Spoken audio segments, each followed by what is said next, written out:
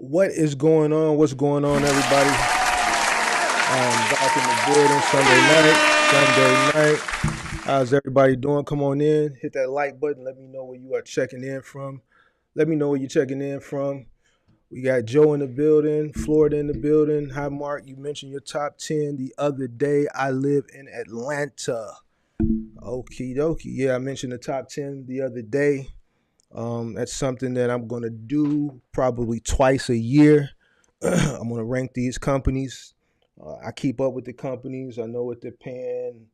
I know what accounts they have. So I know what's the best money making opportunities for people. So I'm just going to rank them. I think that's something that was cool. It got a good reception. The replay is actually the live was off the chain.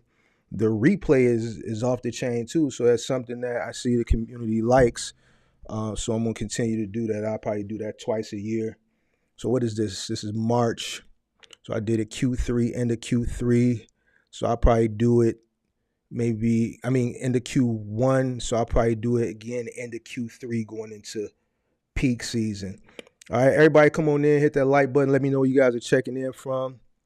Let me know where you guys are checking in from. And then we're gonna get it in. I'm not gonna hold y'all too long tonight. I am tired as a dog.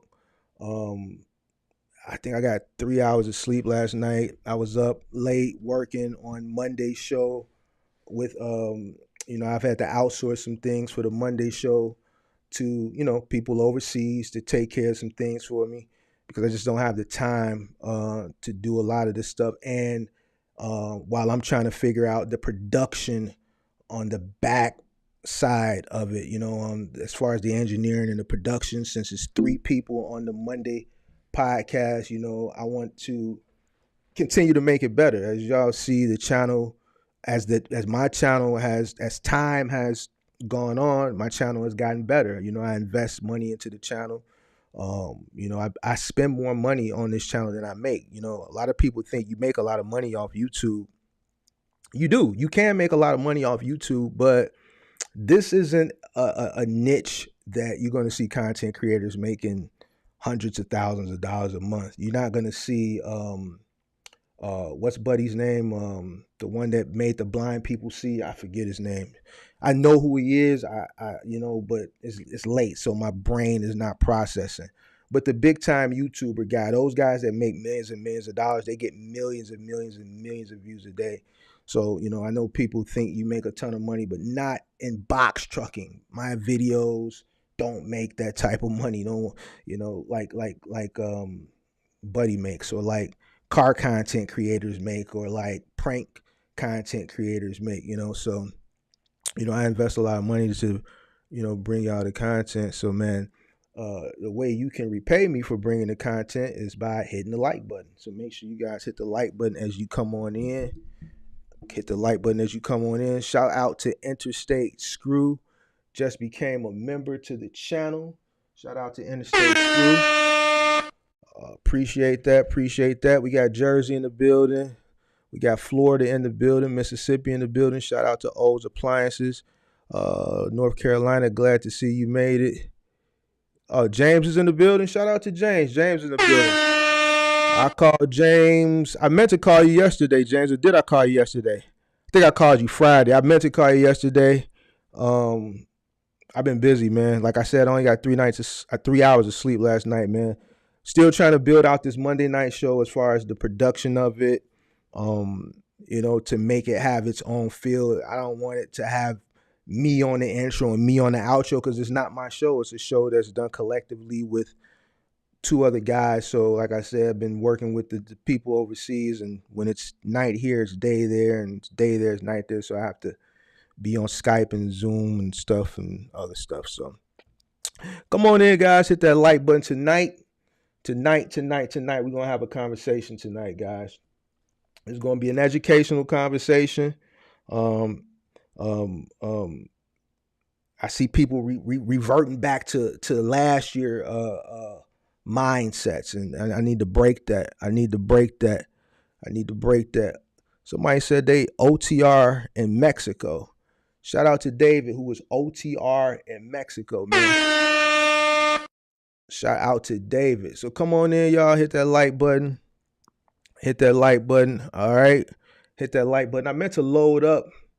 I wonder if I can load that up now. The thumbnail for tomorrow's night show.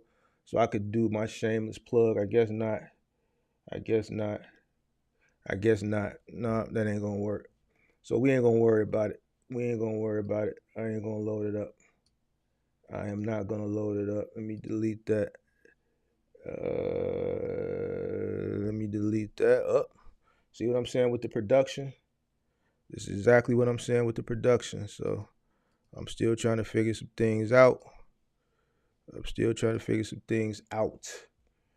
All right, hold on, y'all. All right, so come on in, hit that like button. Javon Jack says blessings to you too, brother. Blessings to you too. Hold on, y'all. See, I done lost everything. Now I done lost my banner. Come on in. I saw Kirk was still over there on live, so I'm letting him end this live before I really get started because I saw some people over there said don't overlap the live. So I'm going to let those people come on in. Come on into the live. Let Kirk's people come on in. The people that was over there, come on in. And then we'll get started. We will get started. How's everybody doing? James, what's going on? I ain't going to bring you on tonight, James, but you can put it into the chat. Did you make it out there? You straight? Let us know what's going on with you, James. Let us know you straight. I'm not going to bring you up, but just put into the chat that you made it and that you are okay. Just letting the room build up some, y'all, and then we're going to get into it. All right, so I got that back.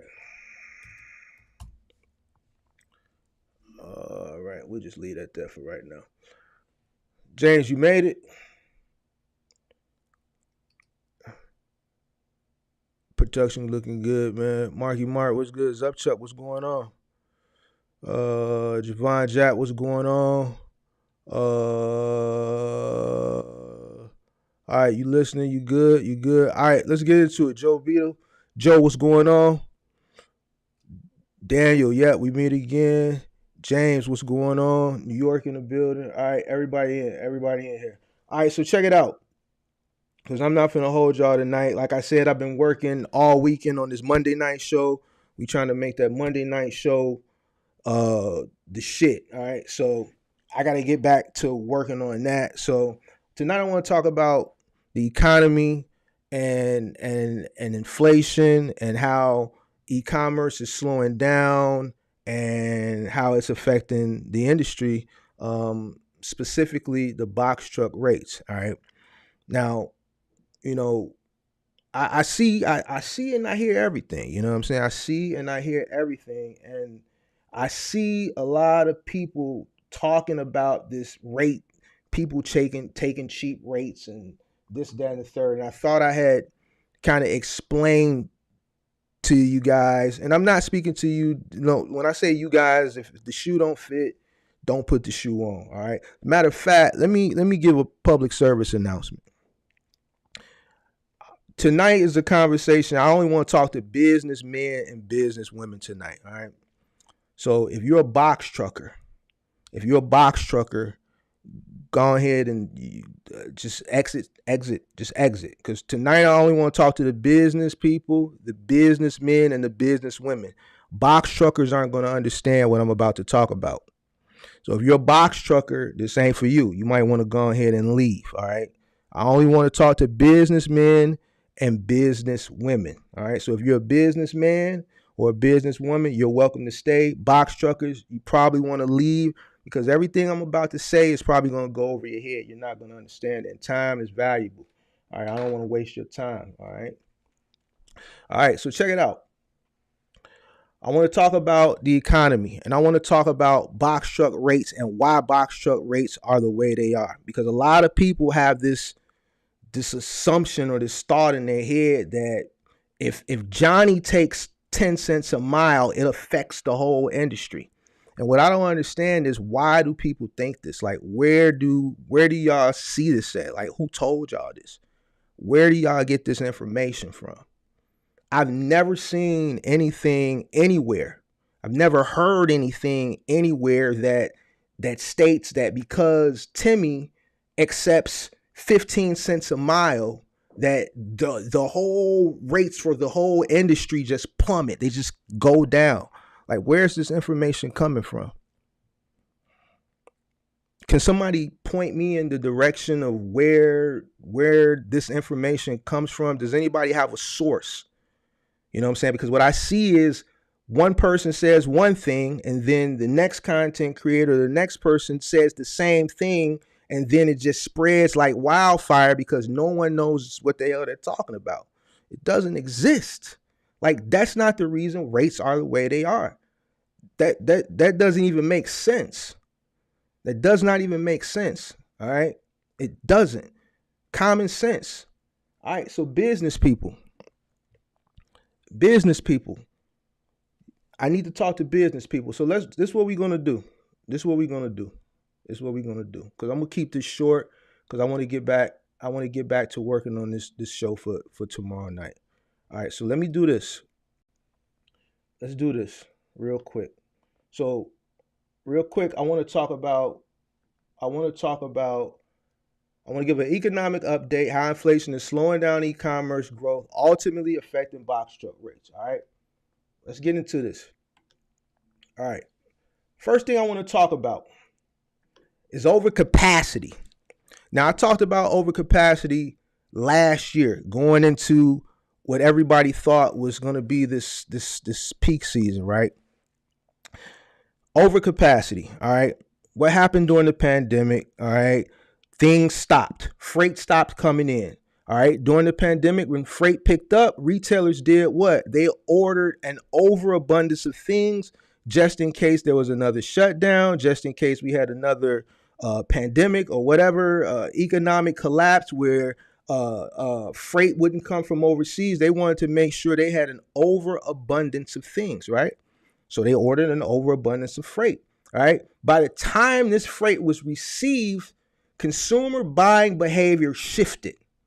It was beginning to change for a plethora of different reasons that I talked about last year, all right? All right, not going to go into those reasons now. Just know consumer buying behavior had shifted. So then what? All these items sat in backstock. I said, you're not going to see a peak season because the freight that needs to be moved or the freight that gets ordered in the summertime that comes from overseas, that comes through the ocean phase, then goes over to the intermodal phase, then to the trucking phase, to the retailer or the end user, you're not going to see that. Why are you not going to see it? I told you why you wasn't going to see it, because I said the freight was already here. It's still here. There's still overcapacity. All right? Overcapacity, excessive capacity for production or services in relation to demand. Excessive capacity for production or services. Services. You provide the service. All right? You provide a service in relation to demand. There's no demand for it because it's already where it needs to be. Simple. Has nothing to do with Johnny on TQL or C.H. Robinson accepting 15 cents a mile. When people say that stuff, is just ignorant. Doesn't make sense. Has nothing to do with supply and demand. This is a supply and demand. This is business. Supply and demand. Has nothing to do with what one person accepts or doesn't accept. Because guess what? When demand was high, right? When volume was up, see, volume is low now, right? Demand is low. Volume, demand is low. When demand was high, I didn't see anybody running to the retailers or to the brokers or the shippers complaining that the rates were higher than they should be. Hey, Mr. Broker, you're paying me too much. No one was complaining. No one cared. Mr. Broker, Mr. Broker, the rates are too high. You need to take some of this money back. Excessive capacity for production or services in relation to demand. Demand is down. Volume is down, so demand is down. When demand was high and when volume was high, rates went up. Volume goes down because demand is down, rates go down. It's simple. Let's go to the next one. Let's talk about inflation. The rate of increase in prices over a given period of time. All right. So when the government gave out all this money, I said it last year, it's going to lead to inflation. Right? The cost of living is going to go up. Everything has got to go up, right? In order for the government to slow down inflation, they got to do what? They got to increase the interest rates to slow down the economy. All right. What's the problem here? All right, so we're having a problem right now. All right, and it kind of goes into the next topic that I want to talk about, and then I'm going to just talk a little bit, and then I'm going to do some Q&A, and then I'm going to get out of here. The rate of increase in prices over a given period of time, prices have gone up, right? So when people read articles, they're like, well, Mark, I read that so-and-so retailer made more money this year than they did last year. So how is it really affecting? It doesn't make sense what you're saying. Check it out. Inflation, right? Prices go up, right? So because prices are higher, right? That means the retailers are making more money because what they sold Exhibit A for last year, they're selling Exhibit A for a higher price this year, but they're selling less of it in volume. So even though the retailers are making more money because of inflation, they're selling less volume. And volume is what truckers need to make money. They're selling less, but they're making more due to inflation. So they're coming out okay, but then not so much. But ultimately, it's affecting the trucker, which is ultimately affecting the rates. That's the second reason why truck rates are down, is inflation. All right, so we talked about overcapacity. We talked about inflation. All right, now another thing with inflation, it's doing what? It's shifting consumer buying behavior even more. Now, here's the problem where the government can't figure out. I can't figure it out either. You know what I'm saying? Jerome Powell is steady raising the interest rates to slow the economy down to ultimately get people to do what? Stop spending, right? But people are still spending, all right? The consumer buying behavior has shifted from goods to services.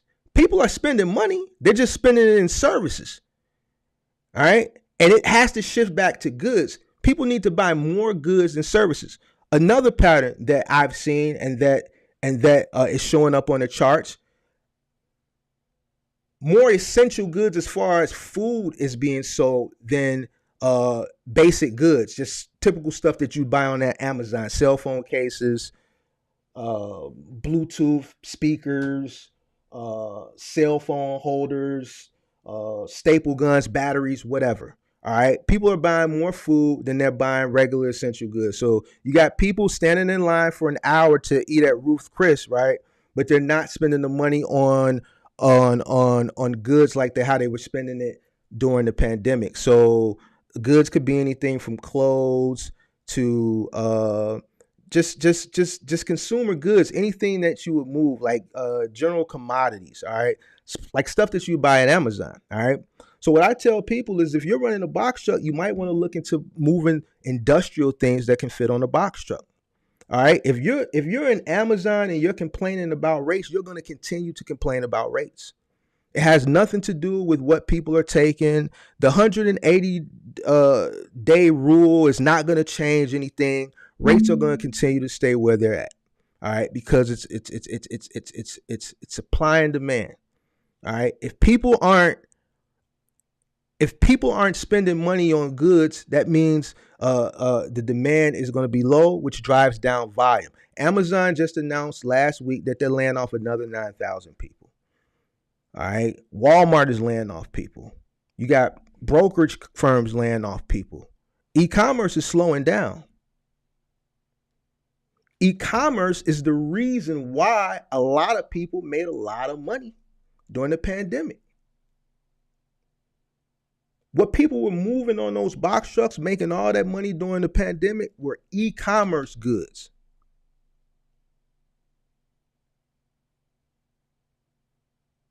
Supply and demand, all right? Supply and demand. I talked about consumer buying behavior. People have shifted the way they spend money, guys. I know people that are spending $10,000 on a trip to Hawaii, $15,000 on trips to Hawaii. But it's essentials that they need in their crib that they're not buying. I don't know why people are doing this. How people are getting the money. People are getting the money by supplementing income. It's going to be hard for Jerome Powell to slow down the economy. A month ago, people were asking me in January, because everybody was doing their videos on, what they, when were rates going to turn around. Everybody was doing that like in December and January. I didn't do one, right? Because I wanted to take a little bit of time to kind of analyze the market and just that's not something when you're forecasting, you just can't just jump out the window because everybody else is doing it, especially if you don't know what you're talking about. So when February came and I kind of saw how things were kind of going and how the market was going, everybody that followed my channel, I said 2023 going to be a wash. Even though all your analysts on Freight Waves and all these other trucking platforms, the big trucking platforms, said the second half of 2023 was going to we were going to see brighter days. I said, it's going to be a wash. Now, what is Freight Waves and all these big trucking platforms saying? They saying what I said a month ago. They're recanting. They say, you know what? We thought the second half of the year was going to be good, but man, the way it's looking, it's not going to be so good. It's not going to be so good. But those that follow me know I said that last month. Look what just recently happened. Look what just recently happened with Signature and Silicon Valley Bank. Why do you think those banks collapsed? Can anybody tell me in the chat why those banks collapsed?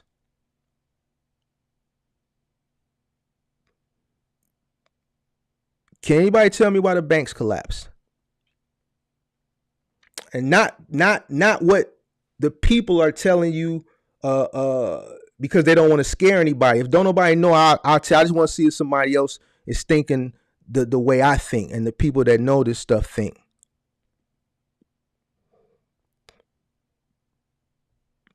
Young World, what's going on? Okay.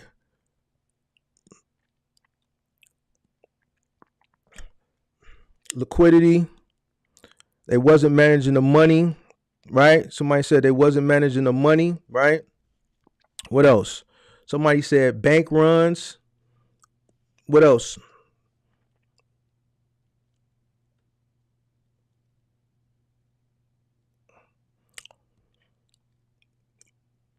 Interest rates. Jerome Powell raising the interest rates ultimately led those banks to collapse. It was going to happen. You're probably going to see more banks collapse because Jerome Powell said he's going to raise the interest rates even more. There was a lot of uninsured money in those banks. All right, there was a lot of uninsured money. You figure you got Silicon Valley is out on the West Coast, right? There's a lot of angel investors and angel investors, money in those banks, and those guys have a lot of money. They're not thinking about a $250,000 FDIC insurance, right? Then on New York or on the East Coast, you got Signature, right? You got Signature. A lot of money that was in there was crypto.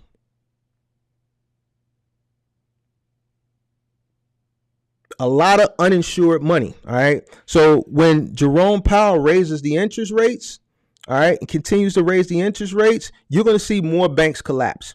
People say, you'll never see what happened in 2008 happen again. I was telling somebody last year that, you'll see more banks collapse. Why? Because history repeats itself. It's just like I always say, listen, if you pay attention to what's going on, right, whether it's good or it's bad, in your lifetime, you're going to see it happen again. And because you lived through it once, you prepare yourself that when it happens again, if it's a good thing, you're prepared to cash in on it. If it's a bad thing, you know how to maneuver around it.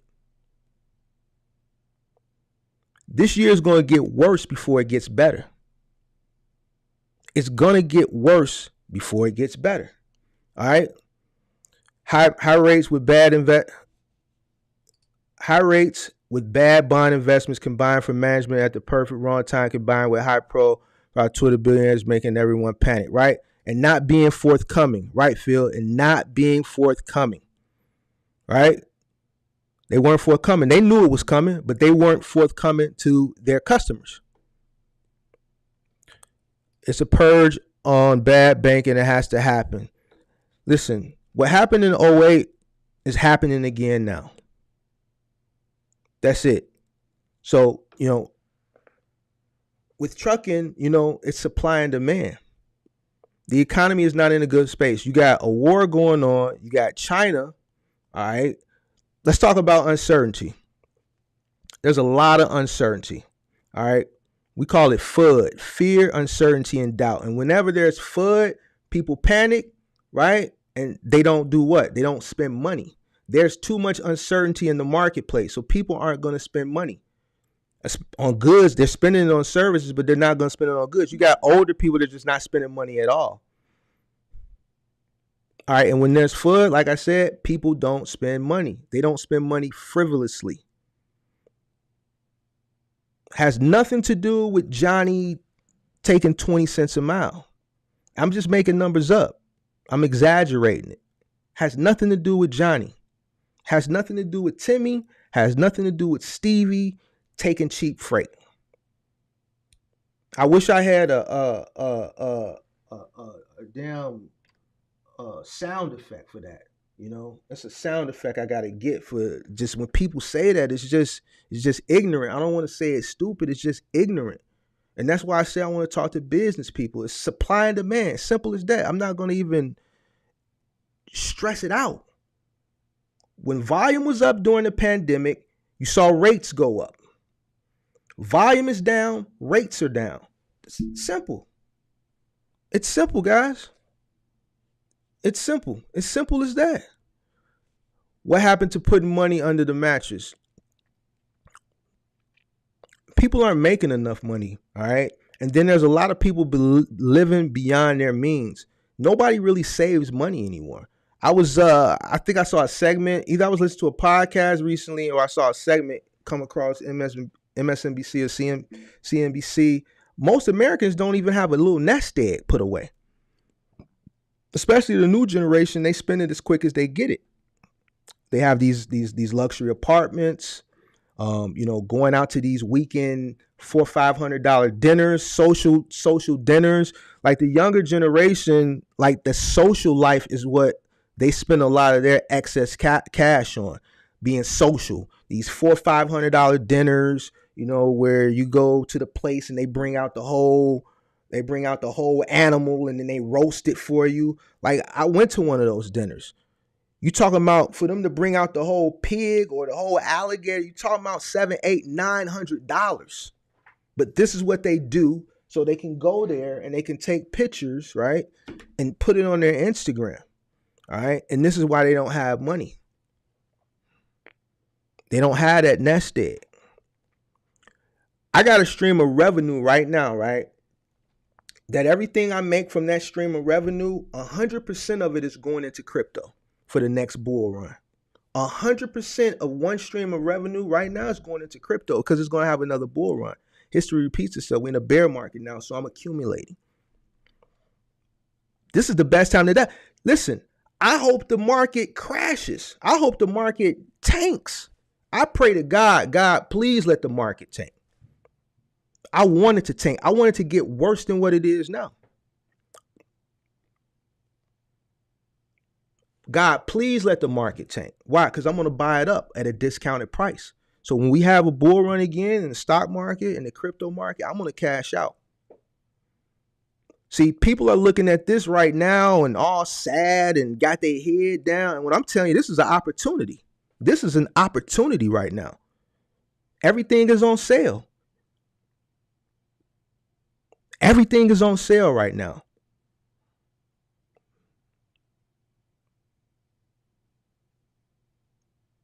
The powers that be need this to happen. Why do you think it happens so often? So that they can buy everything up at a discount. The powers that be don't buy things at market value and at regular price. They buy things on discount. They tank the economy so they can buy up everything at a discount and then sell at the top and then repeat the process.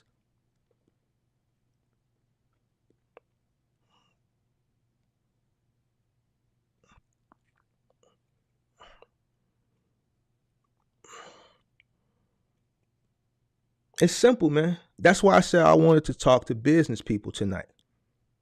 Because a box trucker, this is going to go over your head. Stop complaining about the rates. You can't do nothing about the rates. It's beyond you. It's beyond Timmy and Johnny and Stevie and Susie. It's beyond the brokers. Supply and demand. When people start buying, the rates will go back up. As simple as that. When people start buying goods, guess what? The restaurant industry is doing great. I went out to dinner. The line was every restaurant in the West Loop, line down the street and around the corner.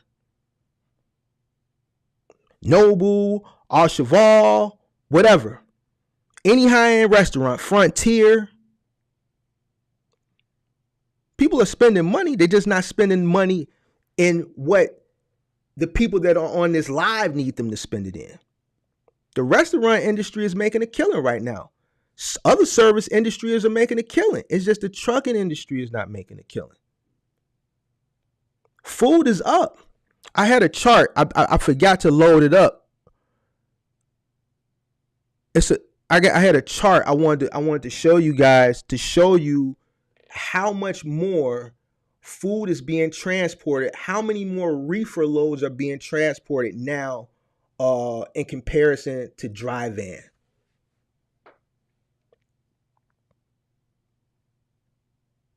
Money is being spent. It's just not being spent in what most people that are watching this live, especially Amazon. People that run Amazon, you're running general freight. You're running general commodities. People ain't spending money on that stuff. So I'm saying that to say this. Pivot. Transition.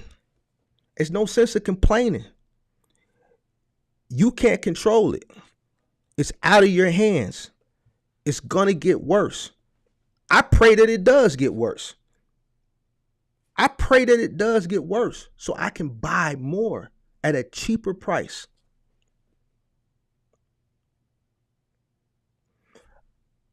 I'm prepared for what's going on because I knew it was going to happen. I told y'all last year what was going to happen.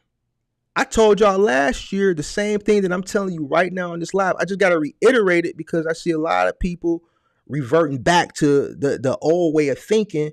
And I got a bunch of new subscribers that might have not went back and looked at some of those old lives. Listen, when you consume content on the internet, it's your decision on who you going to consume content and accept that at face value. All right. Do your own due diligence. Make sure you researching people that you consuming content, because everybody is saying the same thing because they running with the same narrative, and that narrative is bullshit. It's bullshit. It's not even an educated narrative. Like, that shit doesn't even make sense. So you mean to tell me that a whole industry, the rates for a whole industry are determined because Timmy took 20 cents a mile?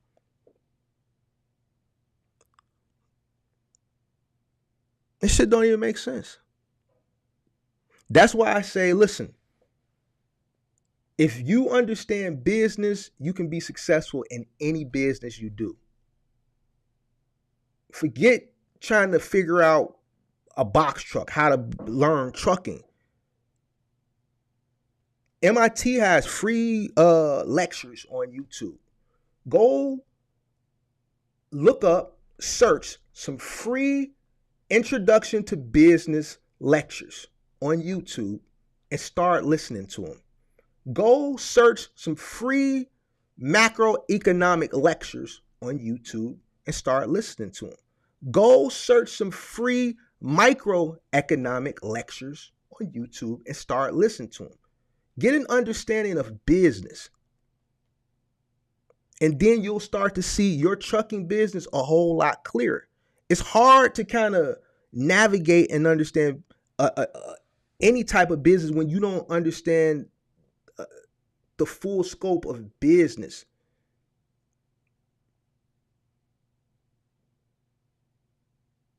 Even from a very beginner level, just a beginner, just listening to some of the beginner, the one-on-one courses.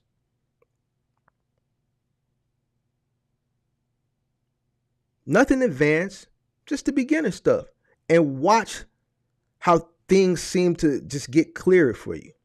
And then you don't have to run with these false narratives. And then when you're telling people, yeah, man, they taking these cheap rates, man, that's why that sounds, because then when you say that to a person who's smart and who's educated, they're not looking at you like you crazy. Like, so you meaning to tell me because this guy took a 40 cents a mile, the whole industry? It's just the rates are just that bad? Come on, man. To me, it seems that people are saying, and the brokers are running with it. I agree with you, but on the inside, I'm still cussing Timmy out. Listen, let me talk about that too real quick.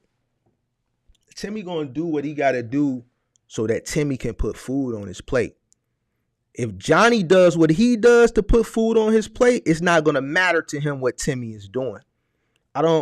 Me personally, I don't worry about what other people are doing. You know what I'm saying? Because it doesn't affect me. I know how to maneuver and get to a bag. If the bag is not here, I'm going to go look around the corner. And if it ain't around the corner, I'm going to look down the street. And if it ain't down the street, I'm going to go a few blocks over.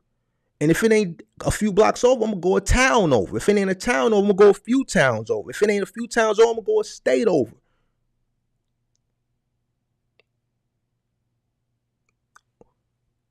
What Johnny is doing for his business, it don't affect Mark.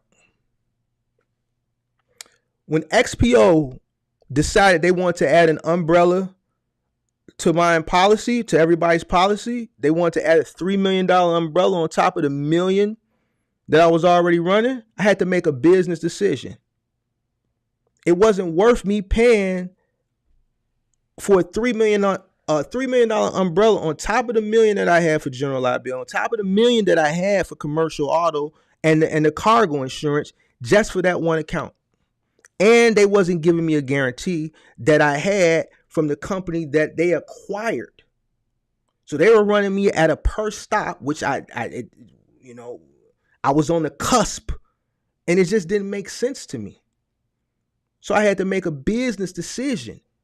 It wasn't worth it for me to make $33 a stop at that time. And you want to go up on the insurance, you want me to add a $3 million umbrella. No, I got to walk away from it. I didn't complain. That account just wasn't for me anymore. And I had to repurpose those trucks somewhere else. I had to move on. Now, granted, there are people that are probably running for $33 a stop and added the $3 million umbrella. But I didn't get mad at them for doing it. I just moved my trucks to something else. And guess what else? Not only did I move it to those trucks that were running, right, for XPO somewhere else, I moved them somewhere else that was making more money. There's opportunities out here. You just have to go find them. See, when you're a business person, you can't complain. When you're an employee, you can go to HR, you can complain. My manager, they're not treating me right, or it's discrimination, or blah, blah, blah, whatever it is. You can complain. You have someone to go voice your grievances to, right? But when you're a boss, like everybody likes to use that terminology, there's no one to go cry to. Things are going to happen, and you have to make split-second decisions on how you're going to transition. You can't spend time worrying about what the next person is doing. And that's what a lot of people are doing. They're complaining, you know, and this is why no one's progressing. The industry is very advanced now. It's not intermediate industry like it once was. It's very advanced now. You know what I'm saying? The reason why it has become advanced is because the cost of entry. It's higher to operate this business now. It's not a business that you can come in with very minimal cost. Like there's someone out there saying you can enter into the business for $5,000. I don't see that. I just think that's cap. Yes, once upon a time you could enter into this business $5,000 all in with money to spare and going the rental route with money to spare. Now I just don't see that. So this is what makes it an advanced industry. I was on Kirk's channel earlier and we were talking. Like, listen, inflation has caused insurance to go up, right? Trucks to go up, right? Box truck rentals to go up, right? Inflation has caused consumer buying patterns to shift, right? All right. Causing volume and demand to go down. All right. So if you're running a box truck business, right, and the things that you need to run your business are going this way, and how you make your money or where your money comes from is going this way.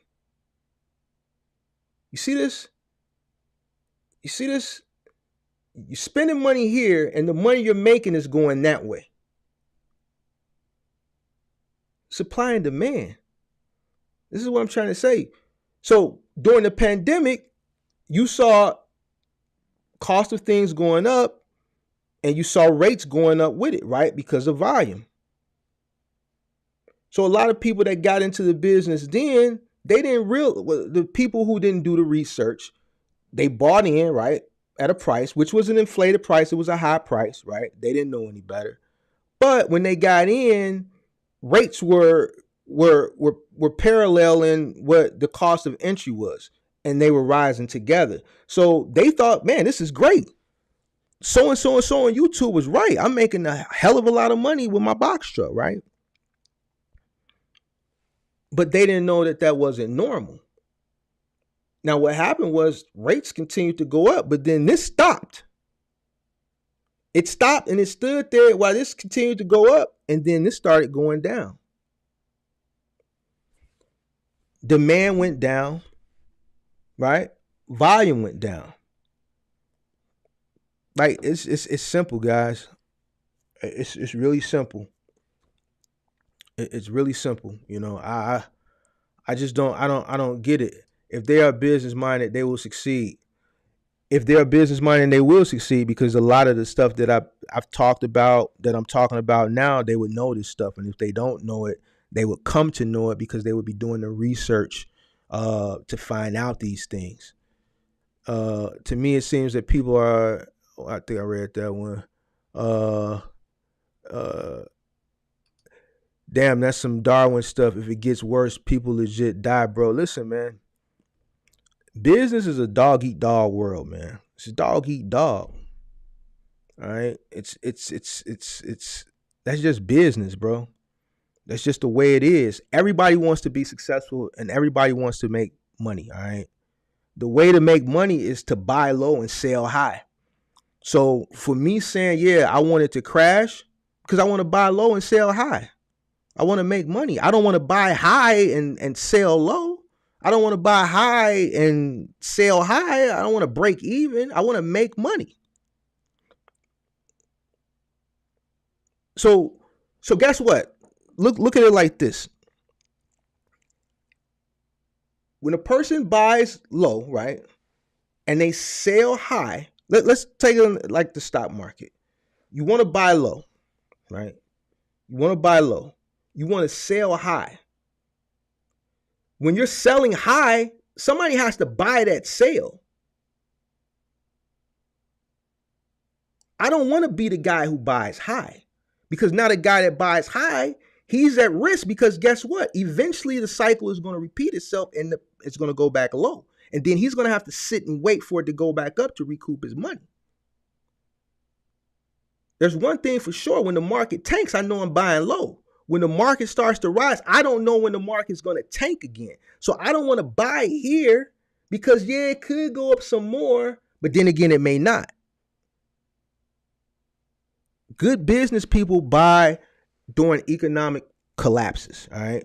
Right now, we're going through an economic collapse. I think it's going to get worse, and if it does get worse, I suggest people invest money into things that when the economy turns around, they'll be able to sell at high and make profit from it. That's all. I don't, I can't worry about what other people are doing. I have to worry about myself, all right? I have to worry about myself. And there's going to always be, people that are ignorant. There's going to always be somebody who buys a stock at a high rate or a crypto at a high rate because they're on the bandwagon. You know what I'm saying? And then those are going to be ultimately the people get left holding the bag because they weren't good, savvy business people. Same thing with the whole box truck thing during the pandemic. You know what I'm saying? There was a bunch of people that were novice and that were ignorant and bought in high, and they got left holding the bag. They bought in high truck rentals. They bought in high $100,000 trucks, right? And they got left holding the bag when the market corrected itself. Does that make the person that sold them the truck at an inflated rate, does that make them a bad person? No, because I sold a few trucks during that time. Does that make them a bad person? No, it doesn't make them a bad person. It makes them a good businessman. Because that's what the market calls for at that time.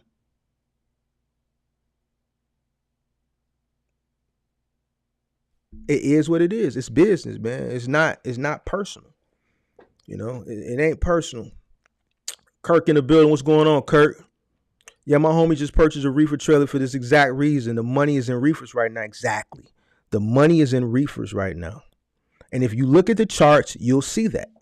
That's what I was saying earlier. The money is in reefers. So if you got a reefer truck, it's money out there at a good rate. All right. Industrial goods. All right. General commodities, there's just no volume for general commodities right now.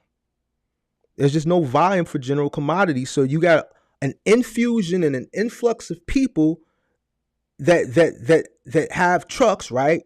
And they're all scrounging and scrounging for very minimal freight, supply and demand. Like, I just don't know how many more ways to say it, guys. Like, the people that watch my channel, I appreciate y'all. And I want y'all to kind of, I want y'all to know this stuff. I can't account for people that don't watch the channel. You know what I'm saying? But people who watch the channel, my supporters, my subscribers, I want y'all to think like business people. All right? I want y'all to think like business people. Stuff has to make sense. It has to make sense. It has to make sense. You know what I'm saying? It has to make sense. Major Jim is always big brother. I appreciate the inside details. Serious Lane's in the building. What's going on? Serious Lane had chopped it up with Serious Lane's on Kirk's channel a little bit earlier. It's only an opportunity if you have the extra cash to buy. I saw somewhere Warren Buffett has like 150 billion in cash ready to buy up. I agree and I disagree. It's not only an opportunity if you have the extra cash to buy. You create the extra cash to buy. So if you have to get up off your butt and go out and get an extra gig or get a gig to supplement work, then that's what you got to do. I'm telling you what's going on. I'm telling you what's about to happen. I've been telling y'all. Everything I've been telling y'all has all been coming into fruition. In another 2 to 3 years, everything that I'm telling you now about the market turning around is going to happen then. And then you're going to see me with a bigger smile on my face because I'm going to be cashing out. I'm going to be cashing out. You make the money to invest. You go find the money. Man, listen, there's opportunity out here. It may cause for you to stay up a little bit longer. It may cause for you to work a little bit harder. But if I'm telling you, there's opportunity, then you have to go find the money and utilize some of these opportunities to take some of that supplemented income to invest in something that's going to make you money later on. And when I say later, I'm not talking about 20, 30 years ago. We're not our parents. Things happen quick now. You got people that are becoming millionaires overnight for shit that they invested in 6 months ago. Things move fast now. Technology moves very, very fast now. Things move fast. You got to keep up with the times. So I agree with you. Yeah, that you got to have money, but it's only an opportunity if you have the extra cash. Go get the extra cash. Go get the extra cash. That's it. Shout out to James. What's going on, James? Zupchuck said, facts, bring SPY to 350 so I can stack up on calls. See, that's what I'm saying. If the market crashes, I'm buying everything I see in the stock. That's what I'm talking about. That's what I'm talking about. Real estate investments too. Right now, it's a seller's market. Right? So I wouldn't recommend buying real estate now as an investment property. But if you have a portfolio of real estate and you can offload some stuff right now for a profit to bring in an infusion of capital and some cash flow, then go ahead. I can't sell anything right now. To me, I'm going to make money. Let's say, for instance, I sold my condo. I'm going to make a shit ton of money selling my condo, right? I spent $250,000 on this condo damn near 10 years ago, all right? So imagine what it's worth now. But here's the thing. If I sell it, I make that money, right? I make that money. Guess what? I'm going to take that. I still got to live somewhere. So the money that I made on selling it, right? I'm going to end up having to buy something else high. So it's going to be a wash, right? But I don't have, I got homies that got 10 pieces of property. I don't have that many pieces of property to sell. If I had 10 pieces of property, yeah, I would probably offload 1 or 2 right now. Make a quick 800,000-900,000. 2 flats here, man. One of my homies sold a 2 flat here for $400,000 that he bought during the housing market collapse in 2011. He bought it in 2010, 2011 for under $50,000. You see what I'm saying? How history repeats itself? When things go down, everybody that had cash on hand during the housing market collapse are the millionaires in real estate today. The people that had cash on hand then, they bought up all those properties for $10,000 and $20,000. They put $20,000, $30,000 into them rehabbing. They $50,000, $60,000 in. They selling now for $400,000. So they made their money back off their initial investment, right, by renting out the units tenfold, right, because they bought so cheap. So they made their initial investment back the first year. Year 2, 3, 4, 5, 6, 7, outside of cost, everything else was profit. 10 years later, you offing it.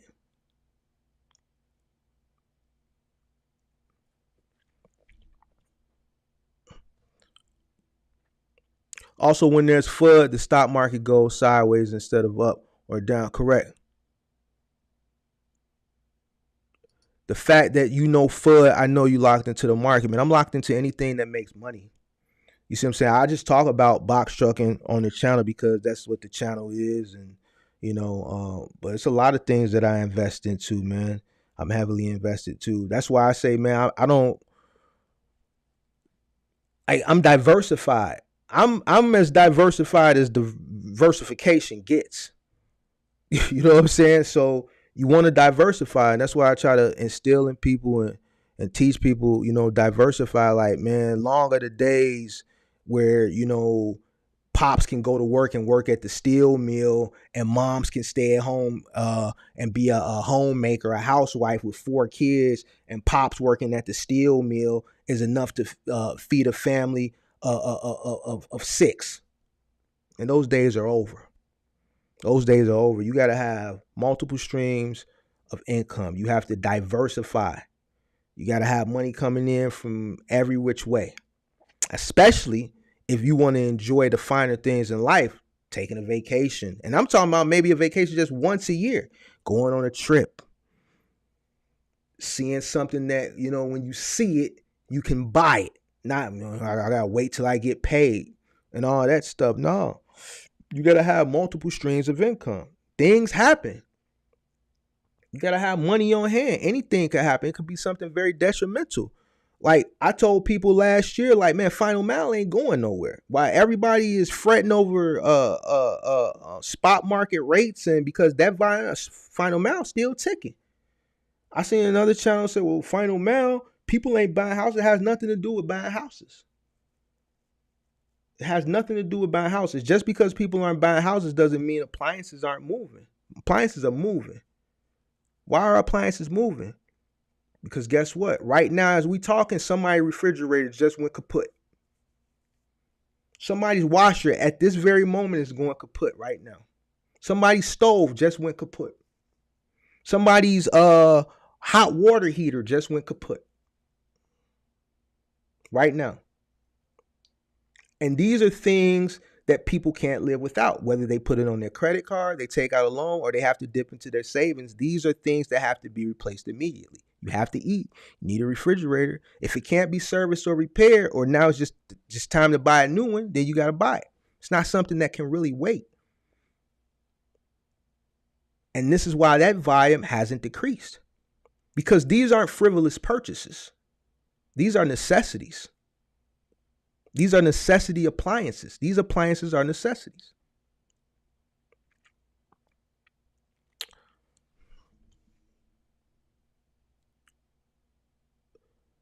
Let me see. Let me just go down. Appliances are moving. People are remodeling a lot right now, buying whole kitchens. You got markets where rehabbing is still big. You still got a lot of developers that are building high rises, right? Think of it like this. I'm in a big city. You got a lot of, you come here, you see cranes up all over downtown. You see cranes everywhere building high rises, right? You got a high rise with, let's say, 100 units. That's 100 washers and dryers, stackable. That's 100 refrigerators. That's 100 stoves. That's 100 over-the-range microwaves, right? That all got to get delivered to that one particular development and distributed to all those units. These are necessities. Final Mile ain't gonna never slow down because people are buying because there's new development and items are going kaput. You know what I'm saying? So, or people have warranties where, they're getting a swap out. So, Mark, get out of my damn business, bro. My hot water heater just went out yesterday. No cap, man. I'm sorry to hear that, man. I'm sorry to hear that. I can't even joke about that, man. I know you joking about it, man. You light about it, but I ain't gonna joke about that, man. You know what I'm saying? I hope you I know that's something that you don't want to happen short notice, but that's something that's gotta get taken care of. So I hope that work out for you. But that's good. See what I'm saying? I just said it, and here's a prime example. I got someone who's just went out yesterday. It happens, and that's something that you can't hold on. That needs to. When it went out yesterday, he's on the phone yesterday or today or maybe tomorrow because it's a weekend, Monday, to get that replaced. It has to get replaced. That's not like something in your house that goes out that you can hold off on, you know what I'm saying, for whenever, so you save up the money or until when the time is right. Nah, certain things like that, you got to get them replaced right away. Shout out to Ben G, just signed up to the channel as a new member. I didn't want the risk of Final Mile initially, but plan to pivot once I run this bag up and can withstand the risk financially. Yeah, Anthony, it's a lot of risk. Final Mile, it's a lot of reward, but more risk, more reward. You know what I'm saying? So yeah, if you can't withstand, and I salute you for being honest. I did a video last week. It didn't pertain to what you're exactly saying, but I was talking about people need to be honest with themselves as far as when they want to come into the business, determining if they want to come in with a cargo van or a box truck. I said, man, people got box truck dreams and cargo van money. You got to be honest with yourself. So, salute to you. If you know you can't withstand the risk of final mile, then yeah, because you could be on your first run. You could be on your first run and damage a $5,000 refrigerator, and then that's it. First day, that's it. So, you know, you said, man, I got it fixed, but it goes to show you on point, my brother. Appreciate it. Yeah, man, things happen. You got to be prepared. Look, last week I fried my computer preparing for last Sunday's show. An hour before I went live, me just trying to do extra stuff, adding more stuff to the computer, you know what I'm saying, that couldn't handle live production, live streaming, that I'm not live streaming web-based. I'm not using StreamYard. I'm not using Restream. I'm not using anything web-based. I'm using app-based live streaming technology that's pulling from my system and my modem. It takes a lot. I can't add 4 monitors and mic and this and that. And I didn't know any better. Computer went put. The very next morning, I had to go drop over $2,000 on a brand new computer. And I was able to do the Monday night show.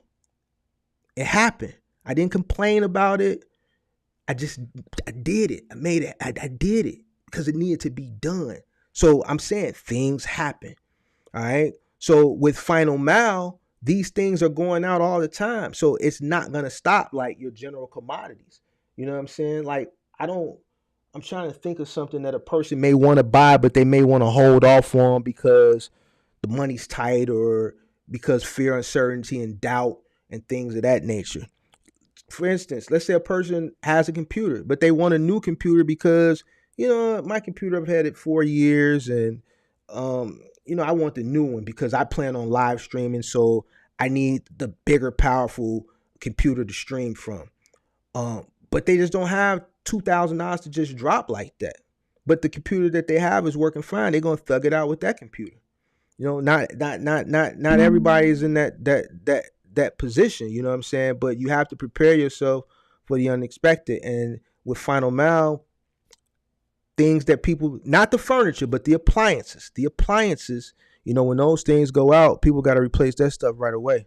You can't hold off on that stuff. Tracy says, stop talking about me. I'm not talking about, hey, listen, if the shoe fit, wear it. You know what I'm saying? But I ain't talking about you directly. I don't know nobody's personal situations, you know what I'm saying? But, it's opportunity out here. So you guys got to go out and grasp these opportunities so you can, have this bread to do whatever it is you need to do. I am really worried about the Final Mile because of having to live heavy items like Hughes Sofas. I can't afford a second team or other contracts for one man. Yeah, it's plenty of one man. I did a countdown of my top 10 Final Mile companies the other day, and there was some one man Final Mile companies in that countdown. I think number 10 was one. So yeah, there's some curbside Final Mile.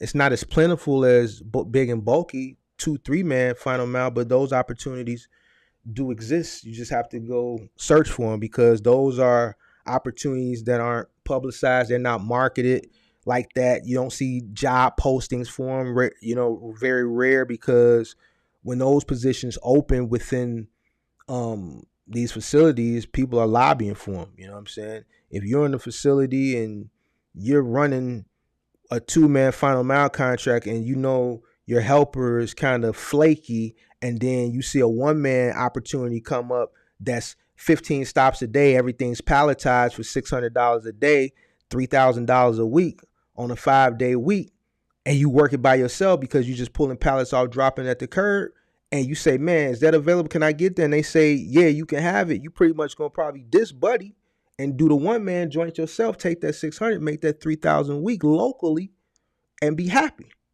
There's people running cross country that can't even gross 3,000 a week. And you can make it locally doing 15 stops a day with palletized freight and stay home, see your kids, see your family, and still make $3,000 a week. You're saving money on fuel. You're saving money on a bunch of stuff. You're operating in a 150 air mile radius. So, yeah, it's opportunities out there. There's definitely opportunities out there. It's a lot of heavy lifting too, but you just got to be prepared for it. It's a high risk, high reward business. It's very high risk. But if you train yourself properly, if you train your staff properly, your coworkers, your teammates, your employees, whatever, then you can reduce those risks. The risks are claims, damages to property, damages to goods.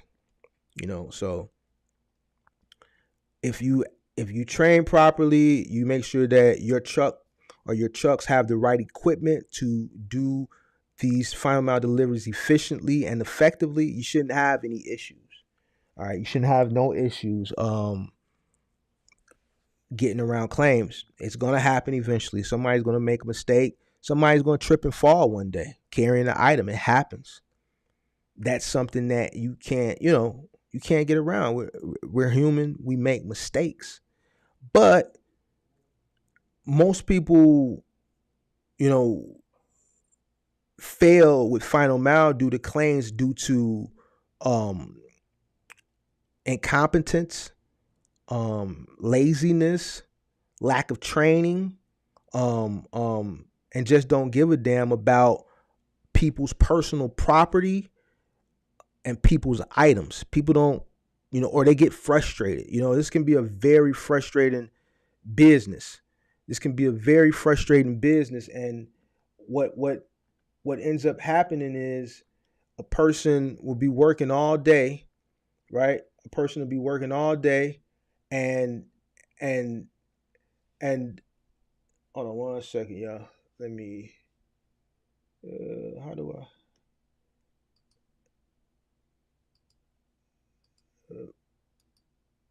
A person will be working all day, and then they'll get to their last job, or they'll get to a job on their route, and then that job, something just ain't going right, and then they get frustrated, and then they make a mistake, and then that ultimately ends up costing the owner operator, which would be you. And those are the type of people that you don't want to have. You know, those are the type of people you don't want to have working for you. You don't want to have people like that working for you because they're going to cost you a lot of money. They're going to cost you a lot of money, and you kind of want to vet people that you have working for you. This is a very taxing business. You're going to get to a place and somebody's couch isn't going to fit, or somebody's refrigerator is going to be a tough delivery. You're going to go up the back stairs, up 3 flights, and realize it won't work. Then you got to go all the way back down, carry it through the gangway, and attempt the front. And that's doing double work. But there's going to be a guy who gets frustrated behind that, and then once they get frustrated, they make a mistake because they stop caring. So it happens, but that's the nature of the business, man. Shout out to Hurry Up and Buy for the super chat. Shout out to Hurry Up and Buy for the super chat. Shout out to Ben G for upgrading his membership. Shout out to everybody who became a member or who left a super chat. And that's all I really wanted to talk about tonight. I really didn't want to hold y'all. I'm really, really tired, and I'm really, really been working this weekend on tomorrow night's show. I just wanted to give an economic update because I know I used to do this a lot at the latter part of last year during peak season. I haven't done it in a while. I just want to refresh people that have been following the channel, new subscribers to the channel, why things are the way they are. Stop listening to ignorance, you know what I'm saying? And formulate a business, a good business, not even an opinion, it's fact. Things are the way they are because of what I just said, all right? So stop listening to ignorance. Make sure that, things that you consume on the internet make sense. Make sense. Things have to make sense because you don't want to get in the habit of just consuming wrong information and running with it because it's just not good. It's not good. It's just not good for you, and it's not good for the space, because what you're going to do is you're going to reiterate that to someone else, and then they're going to reiterate it to someone else. You have a bunch of people running around here spreading false information, and then that's why people get into the situations that they get into. So I just wanted to put that information out there. It's supply and demand. Simple as that. All right. Overcapacity, inflation, and consumer buying behavior. There's some other things I can get into, but you guys can go watch my live streams from November where I talk about, ocean and intermodal and things like that. But the three key things that y'all need to know why rates are the way they are: overcapacity, inflation, consumer buying behavior. All right. Supply and demand. Volume is down, so rates are down. Volume goes up, rates go up. When volume went up during the pandemic, rates went up. When volume went down, rates went down. Has nothing to do with what people take. That's the stupidest shit I've ever heard in my life. And anybody with any common sense will tell you that. And it just is what it is. It has nothing to do with the next person. Because guess what? When rates were high, there were still rates that were bullshit. And even though rates are low right now, there's some rates that are not low. You can find some stuff that's decent. A group of people do not determine the landscape of a whole industry. They just don't. And if somebody can find where they saw that it does, can y'all please email me that information where the person who accepts a certain rate affects the whole landscape? I would like to read that. If you guys, someone knows where I can find that at. But other than that, nah, supply and demand. Simple as that. As simple as that. It is what it is, man. So tomorrow night's show, I thought I loaded it up, but I didn't. Tomorrow night's show, I haven't put it. Hit that like button too, guys. Hit that like button too. Tomorrow's show, damn, I wish I would have loaded it. Is the Three Wise Men podcast. That's the title we're going with. The Three Wise Men podcast. Me, Kirk, and Axel. If my eyes are closing, guys, I'm telling you, I'm tired. I've been working on this podcast Monday night thing all weekend. We're going to do topics on Monday. We're going to try to keep the show to about 2 hours. It may be 3 hours now. We're trying to work it down to 2 hours. You may see some things changing through the upcoming weeks as tweaks get made to, make it its own show. Because I don't want it to look like my Sunday and my Thursday. So changing some stuff around. So you may see things changing throughout the next couple of weeks, but I think it's a great show. It's got a great reception. Tomorrow will be the third show, and within the second week, we were damn near 100 people in the live. So hopefully tomorrow we can have 100 or more than 100 people on the live for some of these topics that we're going to talk about. And that's just something that we're going to do every Monday, and hopefully we can push this to a larger network and take it to the next level. I think it'll be good for the space. Because the space lacks a lot of I think good content, you know what I'm saying? Good content. I'm trying to create good content for the space. The trucking community has it. There's plenty of good trucking shows that are well produced, heavily invested in for the truckers. This space doesn't have that, so that's what I'm working on. The show tomorrow is going to be at 8:00 on my channel. Eventually we're going to move it away from my channel, that Monday night show, to a network of its own. I'm just still working with the build out of it, and then once it gets to a certain point, we're more than likely going to move it to a channel of its own, and then ultimately on multiple platforms. All right, so that's the Monday night show. So make sure you guys tune in, hit that like button for me, guys. I'll do a quick Q&A, and then I'm gonna get up out of here, man. I'm tired, y'all. I know I'm not as sharp right now, and when I know I'm not sharp, my brain ain't processing. I need to get off because I don't want to say things that don't make sense because my brain is tired. So I've been, I haven't even, I got dressed to go to the gym and never made it to the gym. I've been stuck at this computer all day, and I gotta jump on a what you call it in a few hours anyway. I got a guy doing work for me in Russia, and then I got a guy doing some work for me in, I think he's in Pakistan. So I gotta jump on those Skypes. Then I gotta go to bed. I'm tired. So I'll take a few questions and then I'm gonna get up out of here.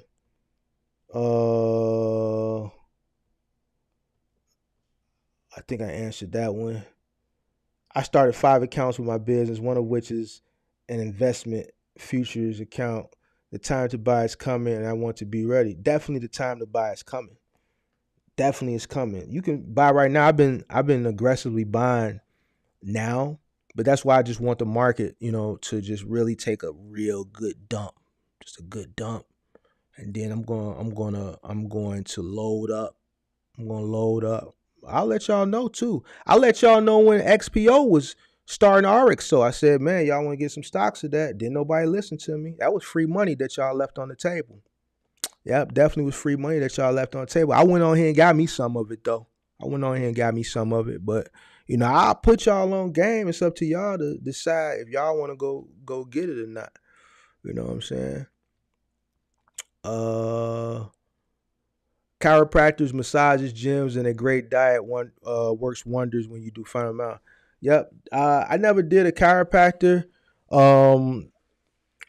Massages, going to the gym, definitely you definitely gotta go to the gym. You gotta, you see, so what happens when you do final mile is during the day, you're burning off a lot of muscle. All right. It's basically like cardio, but you're also burning off a lot of muscle. You have to go to the gym to build that muscle back up because you're constantly sweating and you're just burning calories when you're doing final mile. You're burning a lot of muscle. So you have to go to the gym and build that muscle back up. You have to eat really, really good too when you're doing final mile. Really, really clean as well. Nah, man, I'm out of business because Timmy taking $1 after he started up box for 5K. Man, you can get back into the business. Here's the thing. Timmy gonna always take that dollar or that 20 cent or 50 cent, whatever it is. You know what I'm saying? You just gotta do what you gotta do to make sure whatever you're doing makes sense for you. You know what I'm saying? You just gotta do what you gotta do, what makes sense for you. So guess what? Back in the day, I was getting guarantees. A lot of other people was getting per stop, per piece, but I demanded a guarantee. You know what I'm saying? And even though a lot of places said we don't do guarantees, some of them eventually caved in. You know what I'm saying? And when I saw, just because everybody else was taking a per stop rate, didn't mean I could take it. I couldn't afford to take it. You know what I'm saying? So same thing with these load boards. You know what I'm saying? You're gonna have, and let me say this too, because I think I was going to get on there early and I got sidetracked. And I've been, I get sidetracked when I get tired. People gonna do what's best for them. You can't knock everybody for doing what they got to do. We had somebody on the channel last week that said they took something for whatever reason. You got some people that's taking certain things to get to just pay off their rental just so they can get and survive another week. They know they going in, they're not gonna profit. They're just gonna make enough money to cover their costs just so they can see another week, and hopefully next week they can make some type of profit. I can't knock those people, for that, if that's genuinely why they're doing what they do. But you got to find stuff that makes sense for you. Ultimately, the whole industry, there's not an industry full of people taking cheap freight. But there's definitely people doing what they got to do to survive. I can't knock nobody for doing what they got to do to survive. You just can't, bro. I'd rather them take a break even than go break into somebody's house, if that makes any sense. All right. You can't knock a person for doing that. And ultimately, that's that's their issue. That doesn't affect the next person. It doesn't, man. It doesn't. I'll debate anybody. Show me where it says that, because I can show you everything. Everything that I say, I can back it up. Everything that I've said tonight on why rates are the way they are, I can back up. I've never seen anything that says that because a person takes a cheap rate, the whole industry rates are going to tank, or because said group of people take cheap rates, the market tanks. I haven't seen that. Somebody send me where it says that at. Email it to you, mark@thementormark.com. Put a link in the chat, please.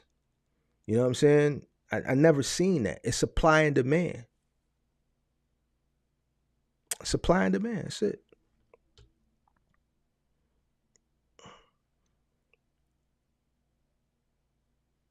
Do I think this is a good time to ask for an increase on your business credit card? That's up to you. If you ask for an increase, and you qualify and you're eligible and they give you an increase, take the money. Don't mean you got to use it.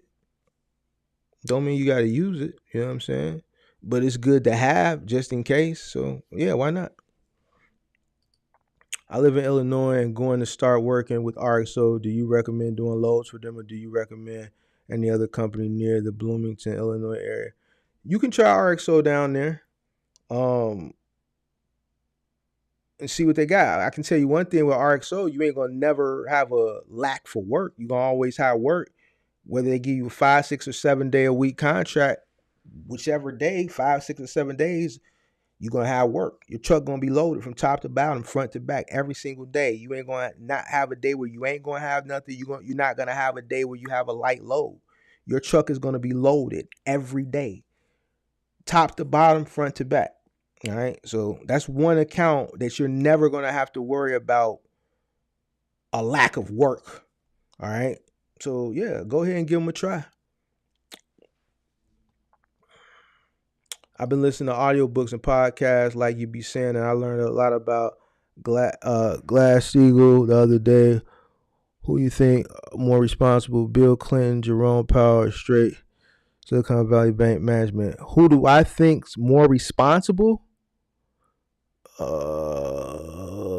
And what aspect as far as responsibility? Because if you're talking about general, I would say none of them. None of these guys are responsible for anything. Learned about Glass-Steagall the other day. Who you think more responsible, Bill Clinton, Jerome Powell, or straight? So, oh, you talking about for what happened with the bank? I think SVB is responsible. SVB management. They knew what was going on. That's why they pulled their money out. They probably gonna end up going to jail. They're gonna end up going to jail. That was insider trading. They knew what was about to happen. That's why they pulled their money. So don't be surprised. The feds are probably already investigating. Don't be surprised if you start seeing them get arrested. That's insider trading. They're definitely responsible because they have a ethical obligation to let their customers know what was going on. You know what I'm saying? So that's on them. That's on them. That's on them.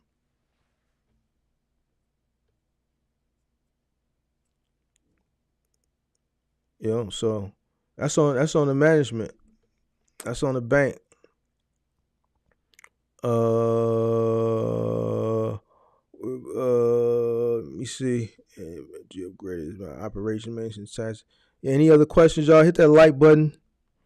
If not, man, I'm gonna get out of here, man. I'm tired, man. I gotta finish on this show tomorrow, and then I'm gonna try to get me a little cat nap in before I hit the gym. I gotta hit the gym.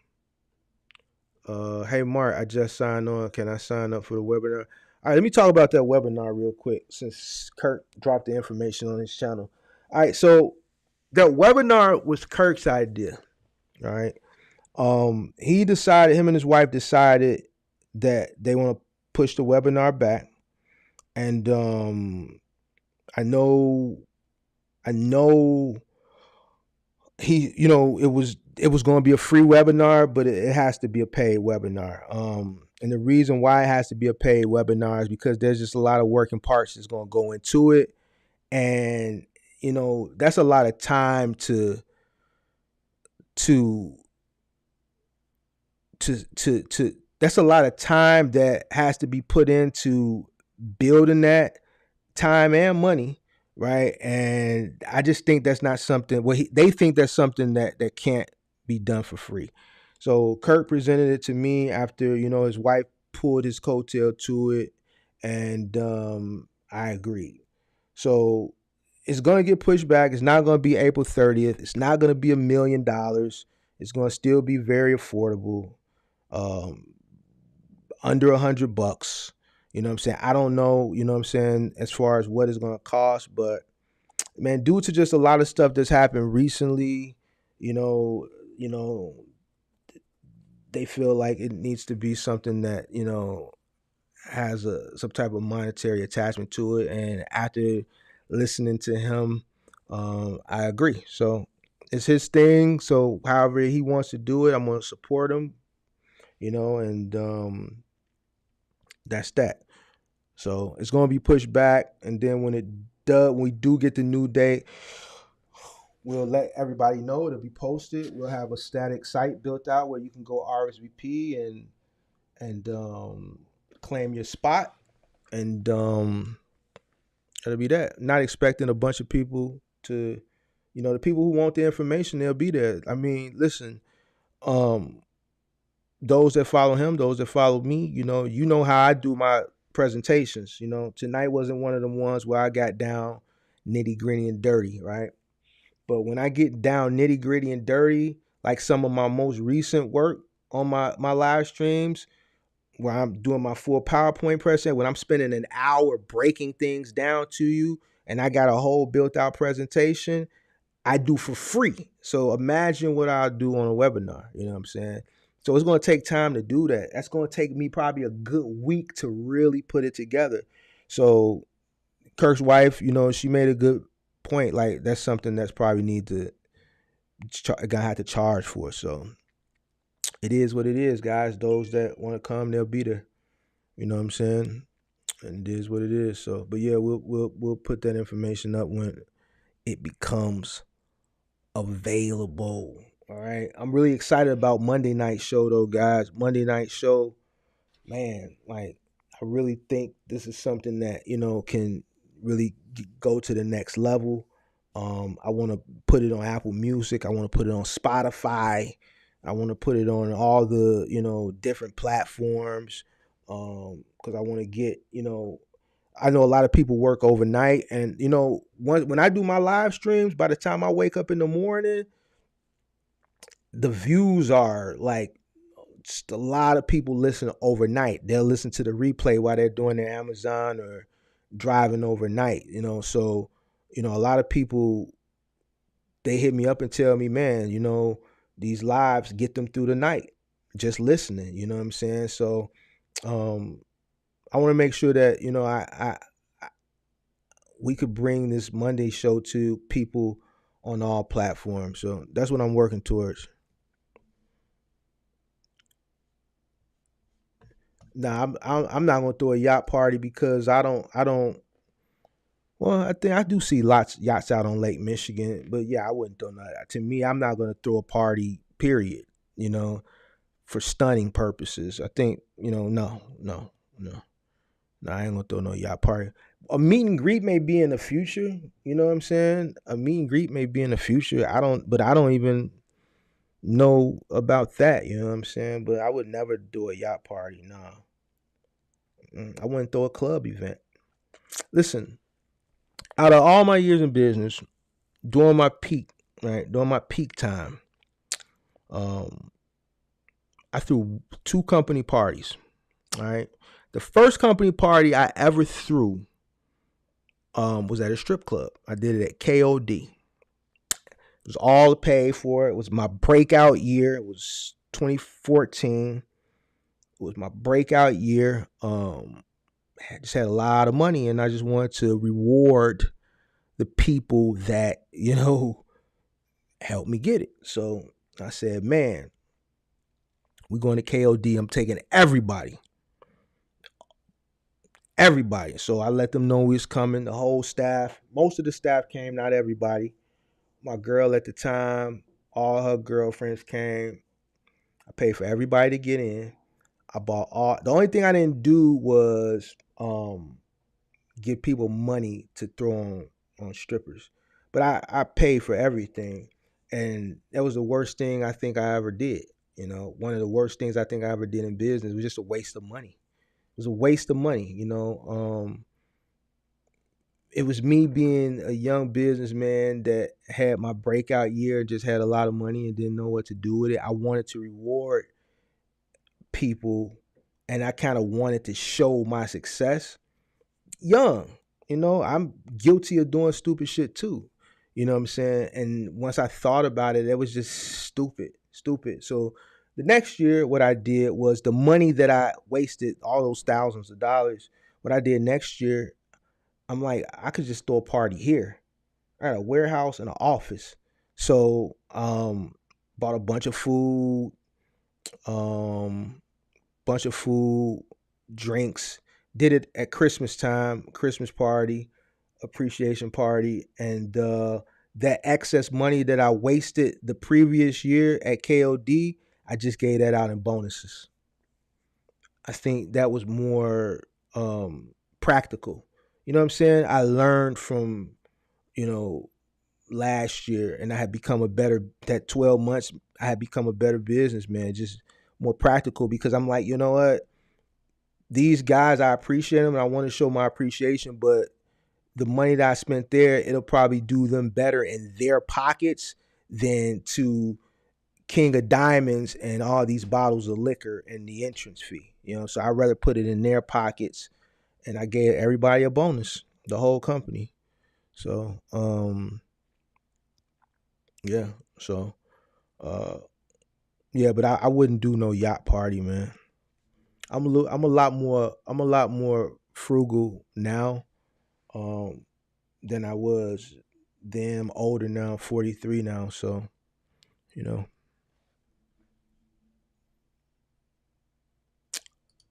No, sir. Actually, I'm thinking about, I got one course, which even ain't even a course. It's actually a tutorial. How to start a box shop business, which basically gives you the rundown of where to go for your DOT, your BOC3, your insurance, and all that basic stuff.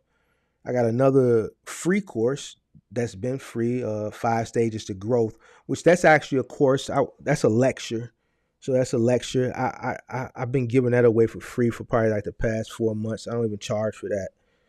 So that's free for download or your viewing and listening pleasure on my website.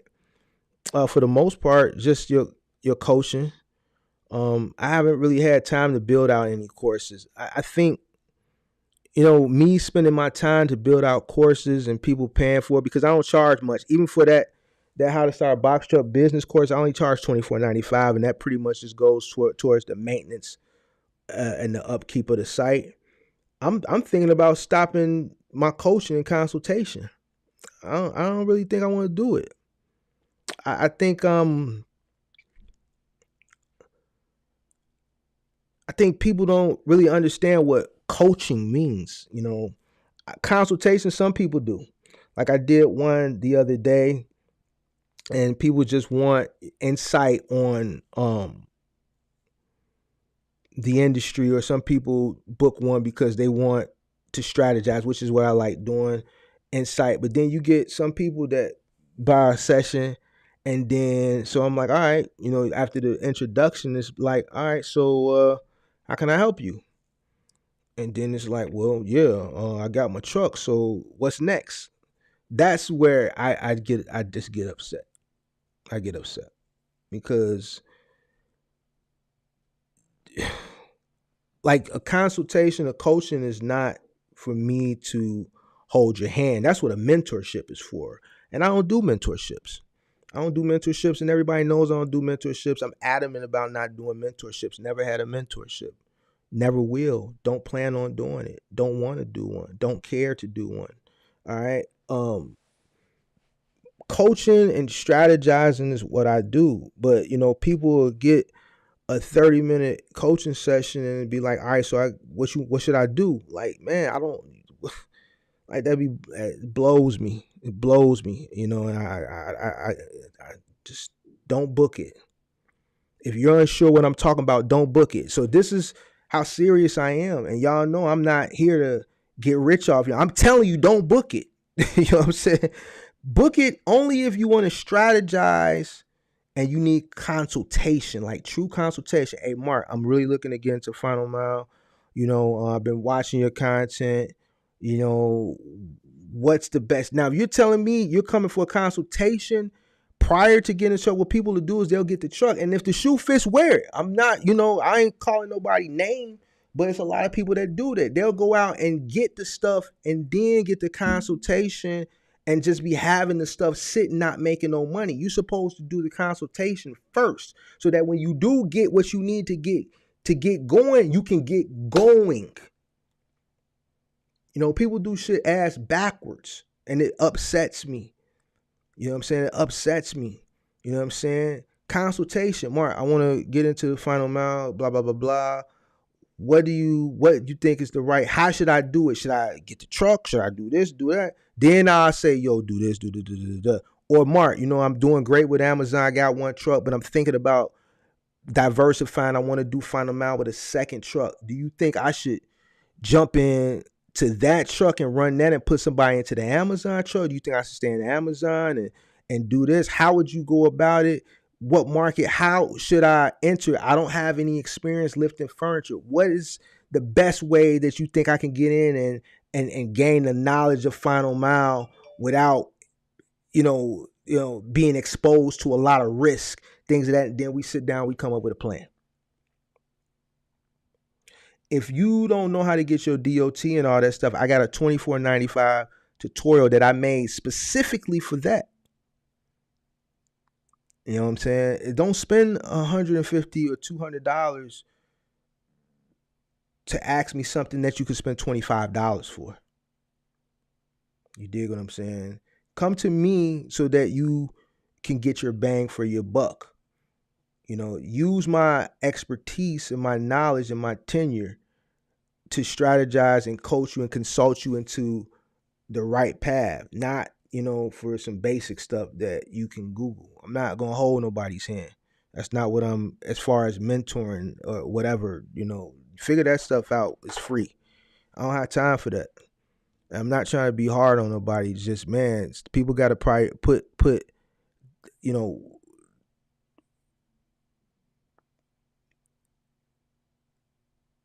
don't do things ass backwards.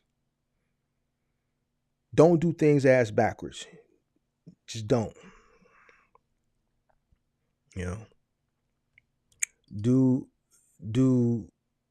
Do you recommend mainly staying within the Final Mile industry or other bigger accounts that I can tie into with Final Mile industry as far as adding cargo vans? Yeah, you can add cargo vans.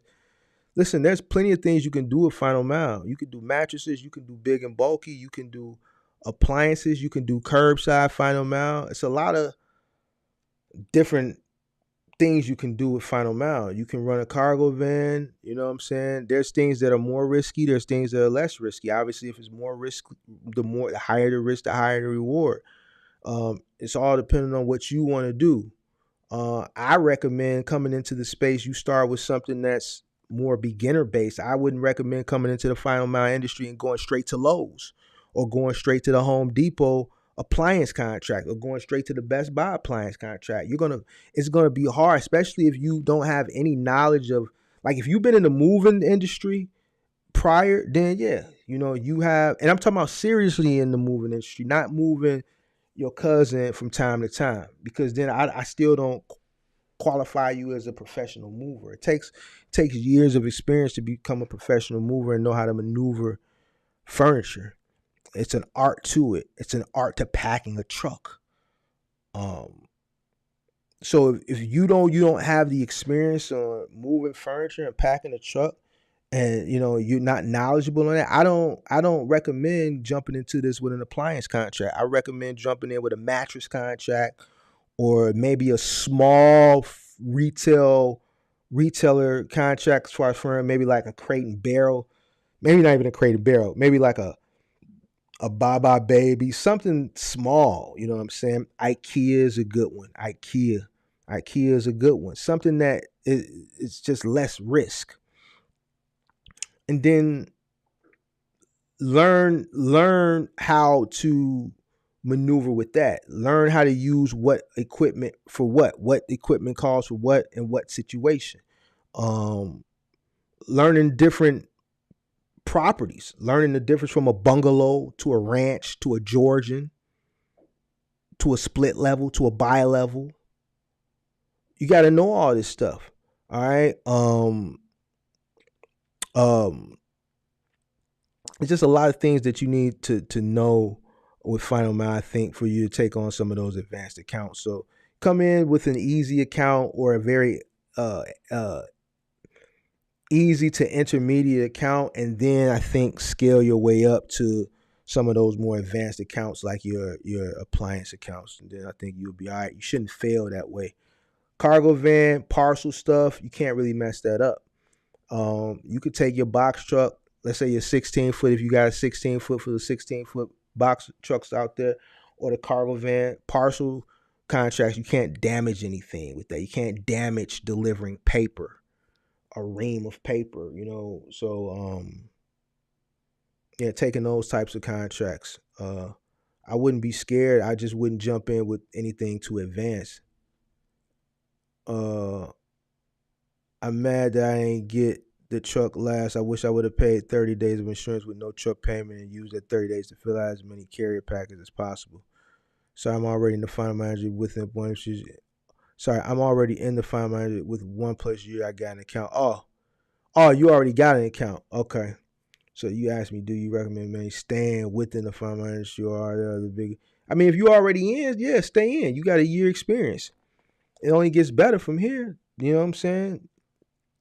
If you want to scale, you can scale. A year of experience is decent. You're not gonna learn everything in a year, but yeah, stick it out. Final Mile ain't going nowhere. Big and bulky is not going anywhere. There's no robot that can replace that. They can't. There's not a robot that's gonna be able to move a refrigerator into somebody's home. It's just not. Um, so that's gonna always exist. Now, Final Mile parcel, I'm seeing technology that could replace that. Years down the line, I'm seeing robots, en route manufacturing. I did a live on en route manufacturing, where the goods are being 3D printed on the way to the delivery. So for instance, I'm trying to think of something. Let's say this knob or whatever, right? This is something that could be 3D printed. So say somebody orders this because wherever this knob goes to, I don't know why it's on my desk. Whatever this knob went to or goes to, let's say the person has that same item and it breaks or they lose this knob. And they order this knob, let's say on Amazon, and Amazon invests in en route manufacturing. That means kill the warehouse, kill the delivery driver, right? Uh, uh, um, and kill everything else, right? There's a vehicle that's going to 3D print this thing on the way to being delivered to you, right? It's being 3D printed, it's being packaged, and it's being delivered all within the same vehicle. So it doesn't need a delivery driver, doesn't need a warehouse. It's being 3D printed en route to the delivery, all in the vehicle. And then when it arrives at the destination, the side door opens up, the robot comes down the ramp, climbs the stairs, drops it on the porch, goes back into the vehicle, the door closes, the vehicle goes on to its next destination. I did a whole live on this probably 3 or 4 months ago where we talked about en route manufacturing. You know what I'm saying? So parcel stuff, yeah. You know what I'm saying? But like big and bulky, nah, you can't, because there's a skill that is acquired with big and bulky, like delivering refrigerators, delivering like angling things and taking doors off. Like, if that technology will ever exist, I'll probably be dead. You know what I'm saying? So that lets you know how long. I'm 43. I hope to live to see 80 or 90 at least. You know what I'm saying? I don't think we'll see that type of technology. But partial final mile, yeah, I think that can be replaced. I think that can replace a human. There's too much thought and other things that go into big and bulky delivery. So yeah, I would definitely stay in it. I would stay in it. I would get the most out of it. I would set a exit 5 to 10 year exit plan. While I'm making money within those 5 and 10 years, I'm investing into other things. I'm diversifying, and I would get out of it. Like final mile ain't nothing you're gonna retire from. It's not. You know. And in today's time, you're lucky if you can even scale past 3 vehicles. And the reason why I say that is because you're gonna have a hard time sourcing talent. You're gonna have a hard time sourcing employees for a plethora of reasons. I used to talk about it a lot last year. Um, so if you can scale up to 3 vehicles, I would maximize as much as I can and invest and diversify as much as you can and set a 5 to 10 year plan so you can exit out. Don't set a 30-year plan with this. It's not gonna happen. It's not. And I'm telling you this. So Uh, I just need more knowledge on growing the business with different diversification of equipment with different accounts. Yeah, different accounts gonna cause for different things. You know what I'm saying? But it's best in final mile just to have everything. You only need some hand trucks, a mag liner if you're doing your parcel stuff, some hand dollies, some furniture dollies, a bunch of blankets, shrink wrap, movers tape, piano straps, shoulder straps, forearm straps, hump straps, um, ratchets, um, and then knowing how to utilize the equipment when it calls to be utilized and not utilizing the equipment when it doesn't be called. You'll see people using a dolly when the job calls for shoulder straps or using shoulder straps when the job calls for a dolly. Just goofball stuff or not assessing the situation, doing a final mile delivery, not doing a walkthrough, coming through the crib, got all the way up the stairs into the crib. Now you get into the crib and the dining room table is sitting there. Now you got to set the refrigerator down, which can cause damage. You don't want to set it down. You want to keep going. But if you would have did the walkthrough, you would have saw the dining room table was in the way. Ma'am, you know what? We need a clear path. The retailer said it or says it in the work or whatever. Each logistics company is different. You got your call yesterday. They gave you all this information. Well, this needs to be moved. Well, can y'all move it? No, we can't touch that. You got to move it. Well, man, it's just me. My husband isn't here. Well, ma'am, you're going to have to reschedule. But then she's going to be like, y'all just can't move it for me. I'm going to take care of y'all. It's going to be some thirsty person that's going to want that $20 tip. They're going to move it, and it's going to cause damage, and then they're going to be screwed. You see what I'm saying? So stuff like that, you know what I'm saying? Knowing just could be simple as doing a walkthrough. Doing a walkthrough. This stuff got to get out the way. You know what I'm saying? This just having your paperwork, having your waivers for your employees, make sure your employees have signed off on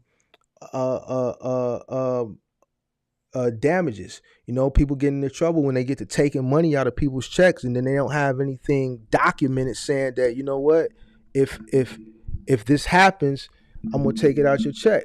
You know what I'm saying? So just making yourself a better business person. You'll get knowledgeable as time goes on. The more you become tenured into the space, the more knowledge you're gonna get. You're not gonna see everything your first year.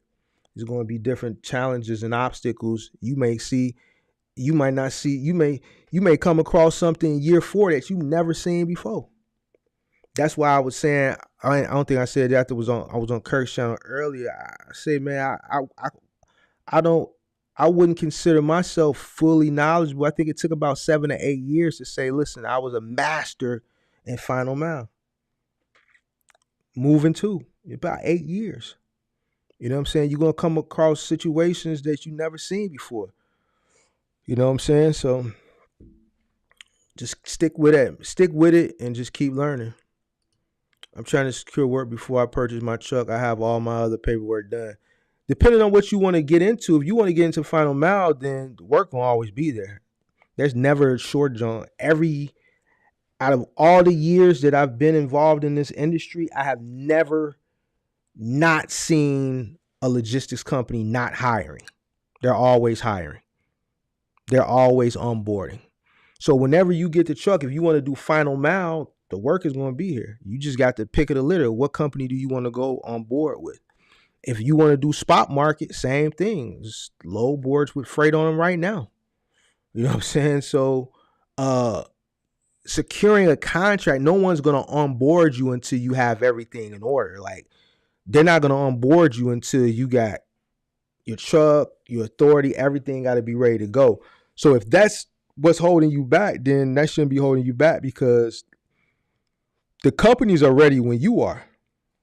It's just a matter of when you're ready. What I do suggest you do is research what you want to do, what lane, what companies you're interested in. So like, say if you want to do final mile, listen, I got my 3 companies narrowed down to RXO, let's say Top Hat Logistics, and let's say NAL.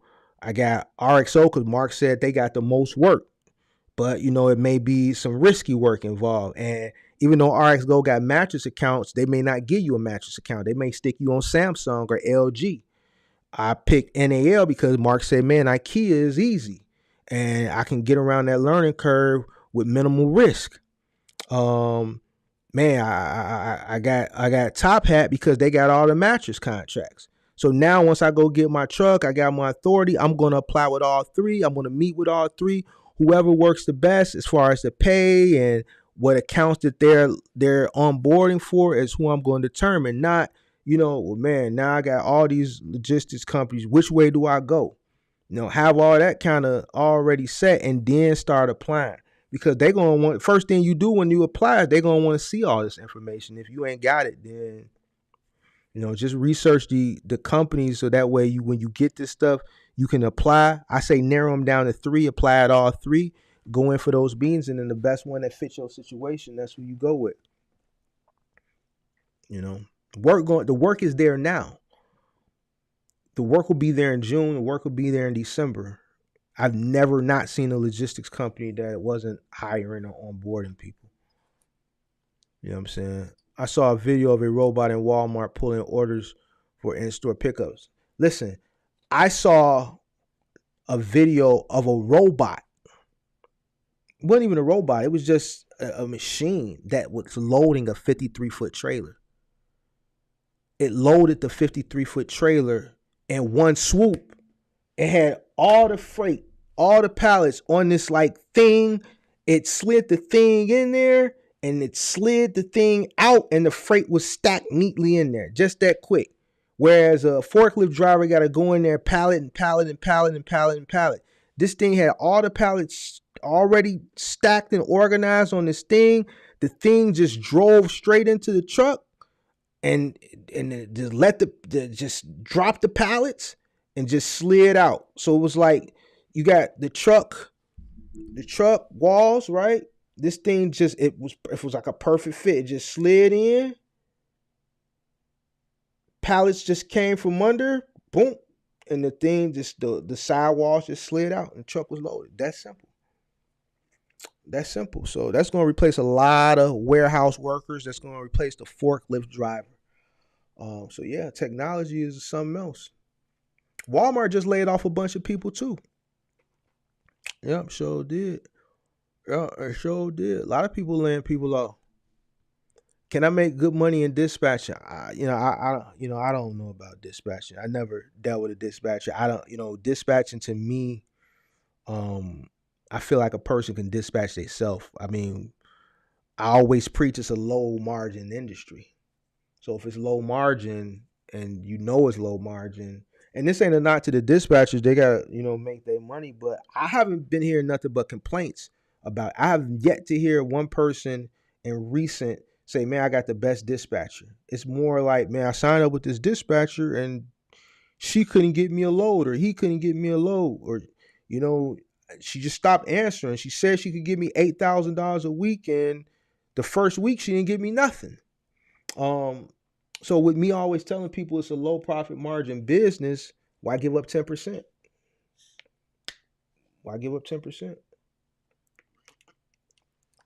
But more times than not, a lot of these fly by night dispatchers who have started this dispatch because they went and bought somebody's course and they think this is going to be a stream of revenue, they don't have the tenure to have the connections, to have the networks to get you these contracts. If they're just starting to they're going, listen, they're going on the same load board you can go on. 9 times out of 10, they probably going on the $39.99 load board and doing the same thing you can do.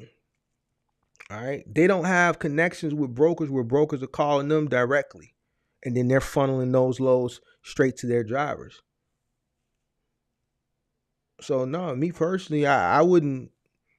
I mean, if you want to start a dispatch business, you're gonna have to build it like any other business. I mean, I'm not knocking it, but that's just not my cup of tea. I think it's gonna require a lot of your time. You're gonna have drivers that are out during the day. You're gonna have drivers that are out during the night. Like it's just to me, I think it's like I always say. Shout out to all the new subscribers because I haven't said this in a while. Like businesses that I invest into now, things that I look for opportunities now in business require less people. I don't want to deal with people. I don't want to, you know what I'm saying? There's ways to make a lot of money without having to deal with people. I look for business that are automated, you know what I'm saying? Things that don't require a lot of interaction, but are just making money in the background. See, with the dispatching, you're dealing with people. You're dealing with personalities. Good day, bad day. You can't find this person alone, it's going to be a bad day for them, and then they're going to make you feel that. You're going to have to appease a bunch of people. You're going to have multiple clients that you're going to have to appease. And to me, it's just not worth it. I think it's easier ways to make money. You know, it's easy, and then you have a bunch of people running to do these dispatching. Like, no, man. Me personally, nah, bro. Nah, nah. I work with a guy who always loaded the mattresses first, long ways, and he said this is the base. It holds everything. Um, so if you're doing, well, if he loaded the mattresses first, I don't see how that holds it. So okay, so when you're moving somebody, right? The first thing you load is the boxes. You build a wall with the boxes. All right. You build a wall in the back of the truck with the boxes. All right. It's always great if a person, went and bought their boxes. So now you got the shapes to go, your large, your extra large, your medium, your small boxes. You build a wall. Boom. After you build a wall with all the boxes, then comes the mattress. You put the mattress flat up against the wall of boxes. So you got a wall of boxes. Then you come put the mattresses up against that wall. Then you come with a ratchet strap across and strap that in. That mattress is holding those boxes. You got a strap going across that's securing the whole, all of that. Then you start coming with your other stuff. You want to do it in shapes. If you got a refrigerator, that's when you come with the refrigerator because that refrigerator gonna stand tall against that mattress. You got a dresser, a long dresser, you come with that. You put that, you wrap it, you stand that up flat. You know what I'm saying? You want to kind of keep things in shape. Then you want to start filling all in those air holes with little bags or the vacuum sealed bags, garbage bags, whatever people think, fill all those spaces, and then you just keep doing it like that. And then once you get done with all the shapes and stuff, then that's when you start putting all the miscellaneous stuff in. Um, Same thing with final mile. When you loading the truck at a warehouse, but you're loading it by stop. All right. Last stop goes in first. First stop goes in last. So you really can't you can utilize that technique, but with final mile, you got to kind of load it based on per stop. So you may have to shift some things around in the truck, so it doesn't shift in transport. But yeah, that's how you load a truck.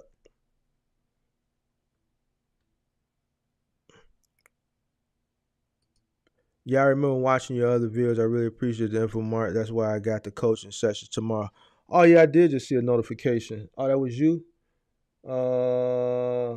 For I did see a notification for a coaching session tomorrow. For noon my time. Yeah, I saw it. Yep, yep. Yeah, I'll be on it. Let me see. Did you pick Zoom or did you pick a phone call? Mm, mm, Give me 1 second. You picked a. You picked Zoom. All right, so yeah, I'll be in the Zoom. I may not be at the crib, but I'll probably be in the Tessie. The Tessie got Zoom, so uh, if I'm not at the crib, I'll still do the Zoom from the Tessie. All right.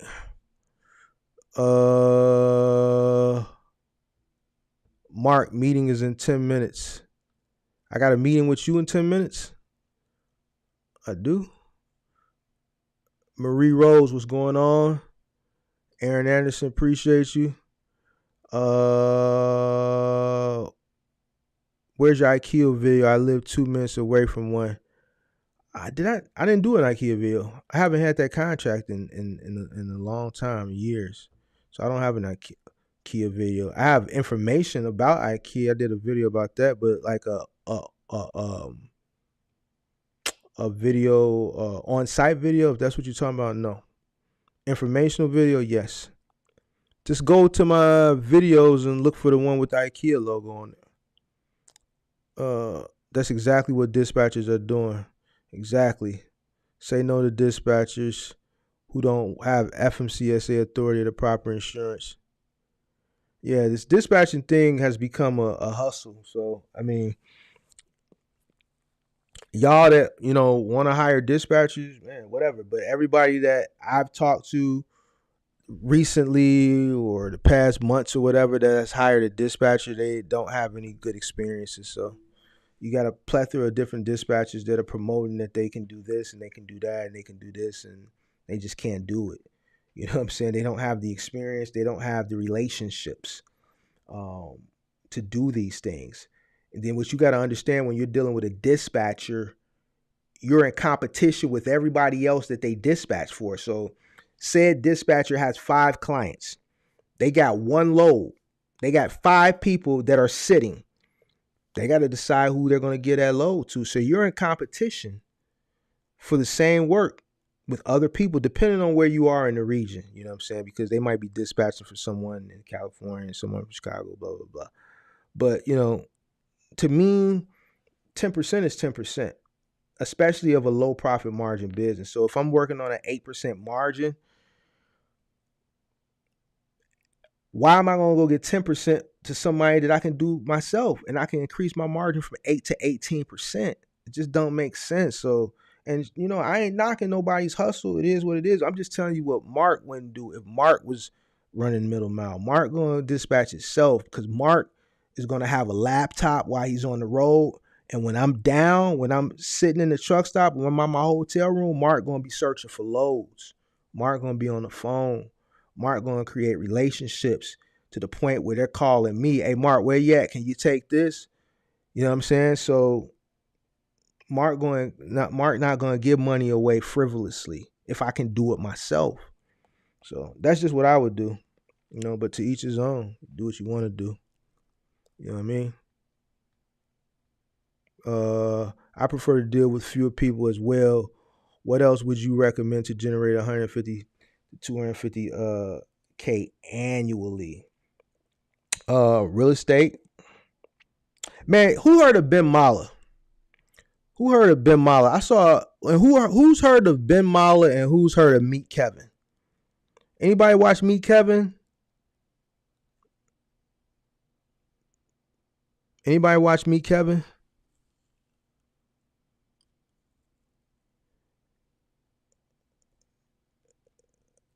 Well, I know you probably know him, Axel. But so Meet Kevin interviewed Ben Mala, and Ben Mala has been successful in real estate for years. And he's cash flow. Like, his cash flow is bad right now. You know what I'm saying? The economy is jacked up, y'all. I watch Meet Kevin every morning. Meet Kevin is probably the hardest working person in YouTube. He probably puts out 6 or 7 videos a day. He do live updates when Jerome Powell is talking. He's doing a live while Jerome, like he'll broadcast a live from his channel and do like commentary on it. Like, I think that's a good channel for you guys to watch if you're looking for money making opportunities. But for 150 to $250,000 a year annually outside of uh let's say trucking, real estate would be one. Um if you really know how to play the stock market and the crypto market, I would say the stock market and the crypto market. I'm looking into getting into something that's kind of an old fashioned business. But I think it's still a good model that requires maybe only one person. Coin laundry. I think that's a good business if you put it in the right area. Um, Coin laundry. I'm gonna keep it funky with you, and some of y'all might not like this, but man, courses. A lot of people making hundreds of thousands of dollars or millions of dollars off courses. It's automated once you build a course. You know, it's up there 24 hours a day, and people will buy it. You know what I'm saying? So you only got to build it one time and post it on your website for sale, and that's it. Automation. That's a good one. Um, and pretty much anything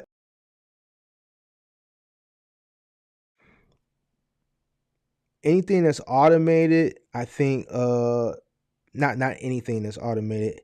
Anything that's automated that makes that type of money, I think is good. Did I mention real estate? Yeah, I mentioned real estate. What else? What else? What else? What else? What else? What else? What else? What else? What else? What else? What else? What else? What else? What else? Consulting. Consulting is something I've been doing for a while now. I just don't, and I'm not talking about these coaching sessions that I do with you guys. Y'all don't know I consult logistics companies. Like logistics companies pay me to consult them, because they're out of touch, they're out of tune with what you guys really want. So they pay me to do consultations for them. They pay me to do webinars. They pay me to act as a liaison between them and the contractors. So consulting, and just with that, you can make 100,000 plus just using your knowledge. Obviously, if you're not tenured into the space, people ain't gonna reach out to you, or you not may not be good to start a consulting firm, because when people are paying you to consult them, they're gonna want some type of value. But that's a good way if you have knowledge base in a specific or a particular subject. Let's say you've been uh uh uh let's say you're like a photographer, right? You've been shooting photographs since you were 18 and you're 38, so you've been doing it 20 years. You can be a photographer consultant. You could be an image consultant. Look at Kevin Samuels. He was an image consultant. Made a lot of money being an image consultant. That dude worked in retail for years. You know what I'm saying? So he became an image consultant and charged people a lot of money. You know what I'm saying? So a consulting agency is something that you can make a lot of money in. It doesn't require a bunch of people. It's just you. You get your LLC, you name your company, and it's just something that you're dependent on yourself for. If you have a talent and something that you have years of experience, and people will pay you for your experience to consult them, you start a consulting company and you consult people, make a shit ton of money. So it's a lot of different ways to make money without having to deal with people. Uh, I was trained from a small company owner back in '99 when his guy was grabbing mattresses. It pissed me off because he told the owner I didn't know my shit. I quit after that. Yes, I know. I was trained from a small company owner back in '99. Was grabbing mattresses. It pissed me off. He told the owner I didn't know my shit. I quit after that.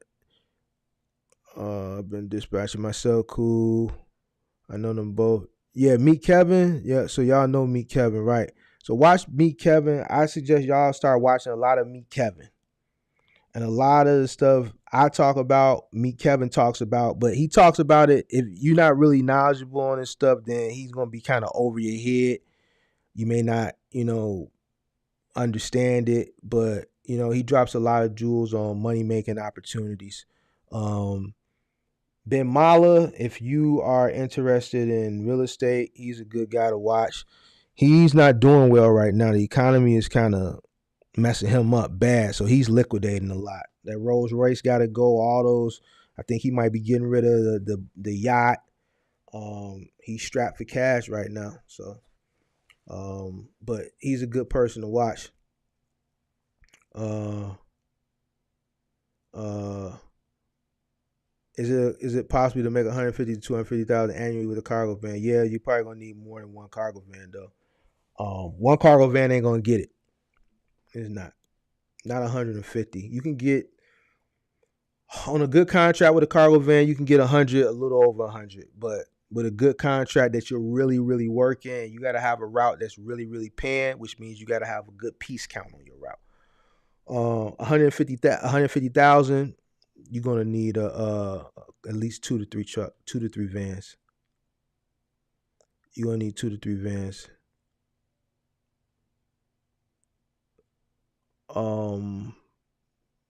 Yeah. Yep. So, yep.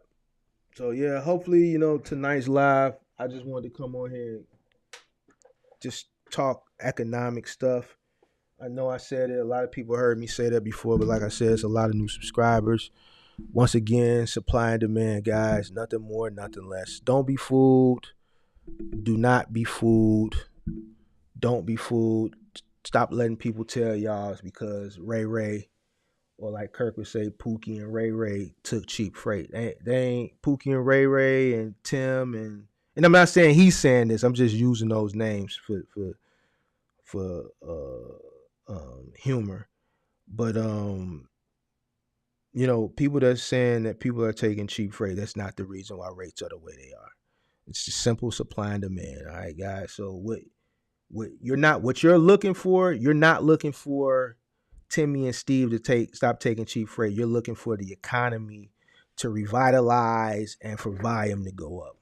Once, people feel confident again, people start volume, you'll see volume go up, you'll see the rates increase. I'm gonna be honest with you, it's not gonna happen this year, guys. I'm gonna be the person that told you. I told y'all last month when the analyst was saying second half of the year. Now the analyst saying, you know what? Not the second half of the year. We don't know. We do not know. What y'all got to remember. And I talked about overcapacity. I talked about inflation. I talked about consumer buying behavior. Y'all got to remember, it's a war going on. All right. We may have to go to war. All right. China is preying on us right now. They think we weak. There's a lot of things that are happening that if your eyes aren't open, you're gonna fall victim. You're gonna fall victim. You're gonna fall worse victim to the people who are being victimized now, complaining about these rates. So you need to keep your eyes open. There's a lot of. Then we got an election next year. You got Trump and DeSantis going at it. You know what I'm saying? These two Republicans going at it. They going at it. All right. So, there's an election going on. There's a lot of antics which make people, and then Joe Biden hasn't announced if he's running a lot or not. A lot of people are kind of, holding off because they want to know if he's running and what the polls look like as far as, are people going to be interested in voting for him if he runs? Because a lot of people have lost faith in him. He's weak. If he runs and his numbers are looking good, then it's going to get worse. It's going to get worse because of that too, because people don't have faith in him. All right. People are already stockpiling up on ammunition and canned goods. We may be going to war. Man, China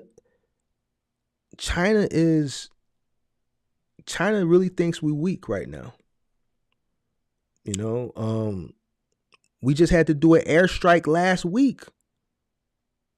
They steady shooting our drones down. They steady messing with our military people overseas. None of this stuff happened with any of the previous administrations. We never got threatened the way we've been getting threatened as of recently. All right, all this stuff that I'm talking about, parallel with overcapacity, inflation, and consumer buying behavior, is why things are happening. Then you got the bank crisis. People are in fear that more banks are going to collapse. And guess what? If the interest rates continue to rise, more banks will collapse. It's going to happen. It is what it is. It's inevitable. So, just stay in the know, educate yourself on business so that you don't, fall into, ignorance is what I call it. I can't even call it stupidity because some people just don't know no better. They hear one person saying it, so then they repeat it because I guess they think it makes them sound like they know what they're talking about, but it doesn't. So it is what it is, y'all. Supply and demand, y'all. That's it. That's it. All right. All right. If there ain't no more questions, I'm gonna get out of here, man. I hope to see everybody on tomorrow night. Axel, I'll give you a call tomorrow afternoon before tomorrow's show. I'm finna go and I gotta hop on a call. I gotta hop on a Skype rather. All right. Any more questions? If not, I'm out. What time is it? 10:52. I came on at 8:30, so 2.5 hours. I take my bubble bath at noon. Yeah, I gotta go, man. I'm out, y'all. Peace, peace, peace, peace, peace, peace.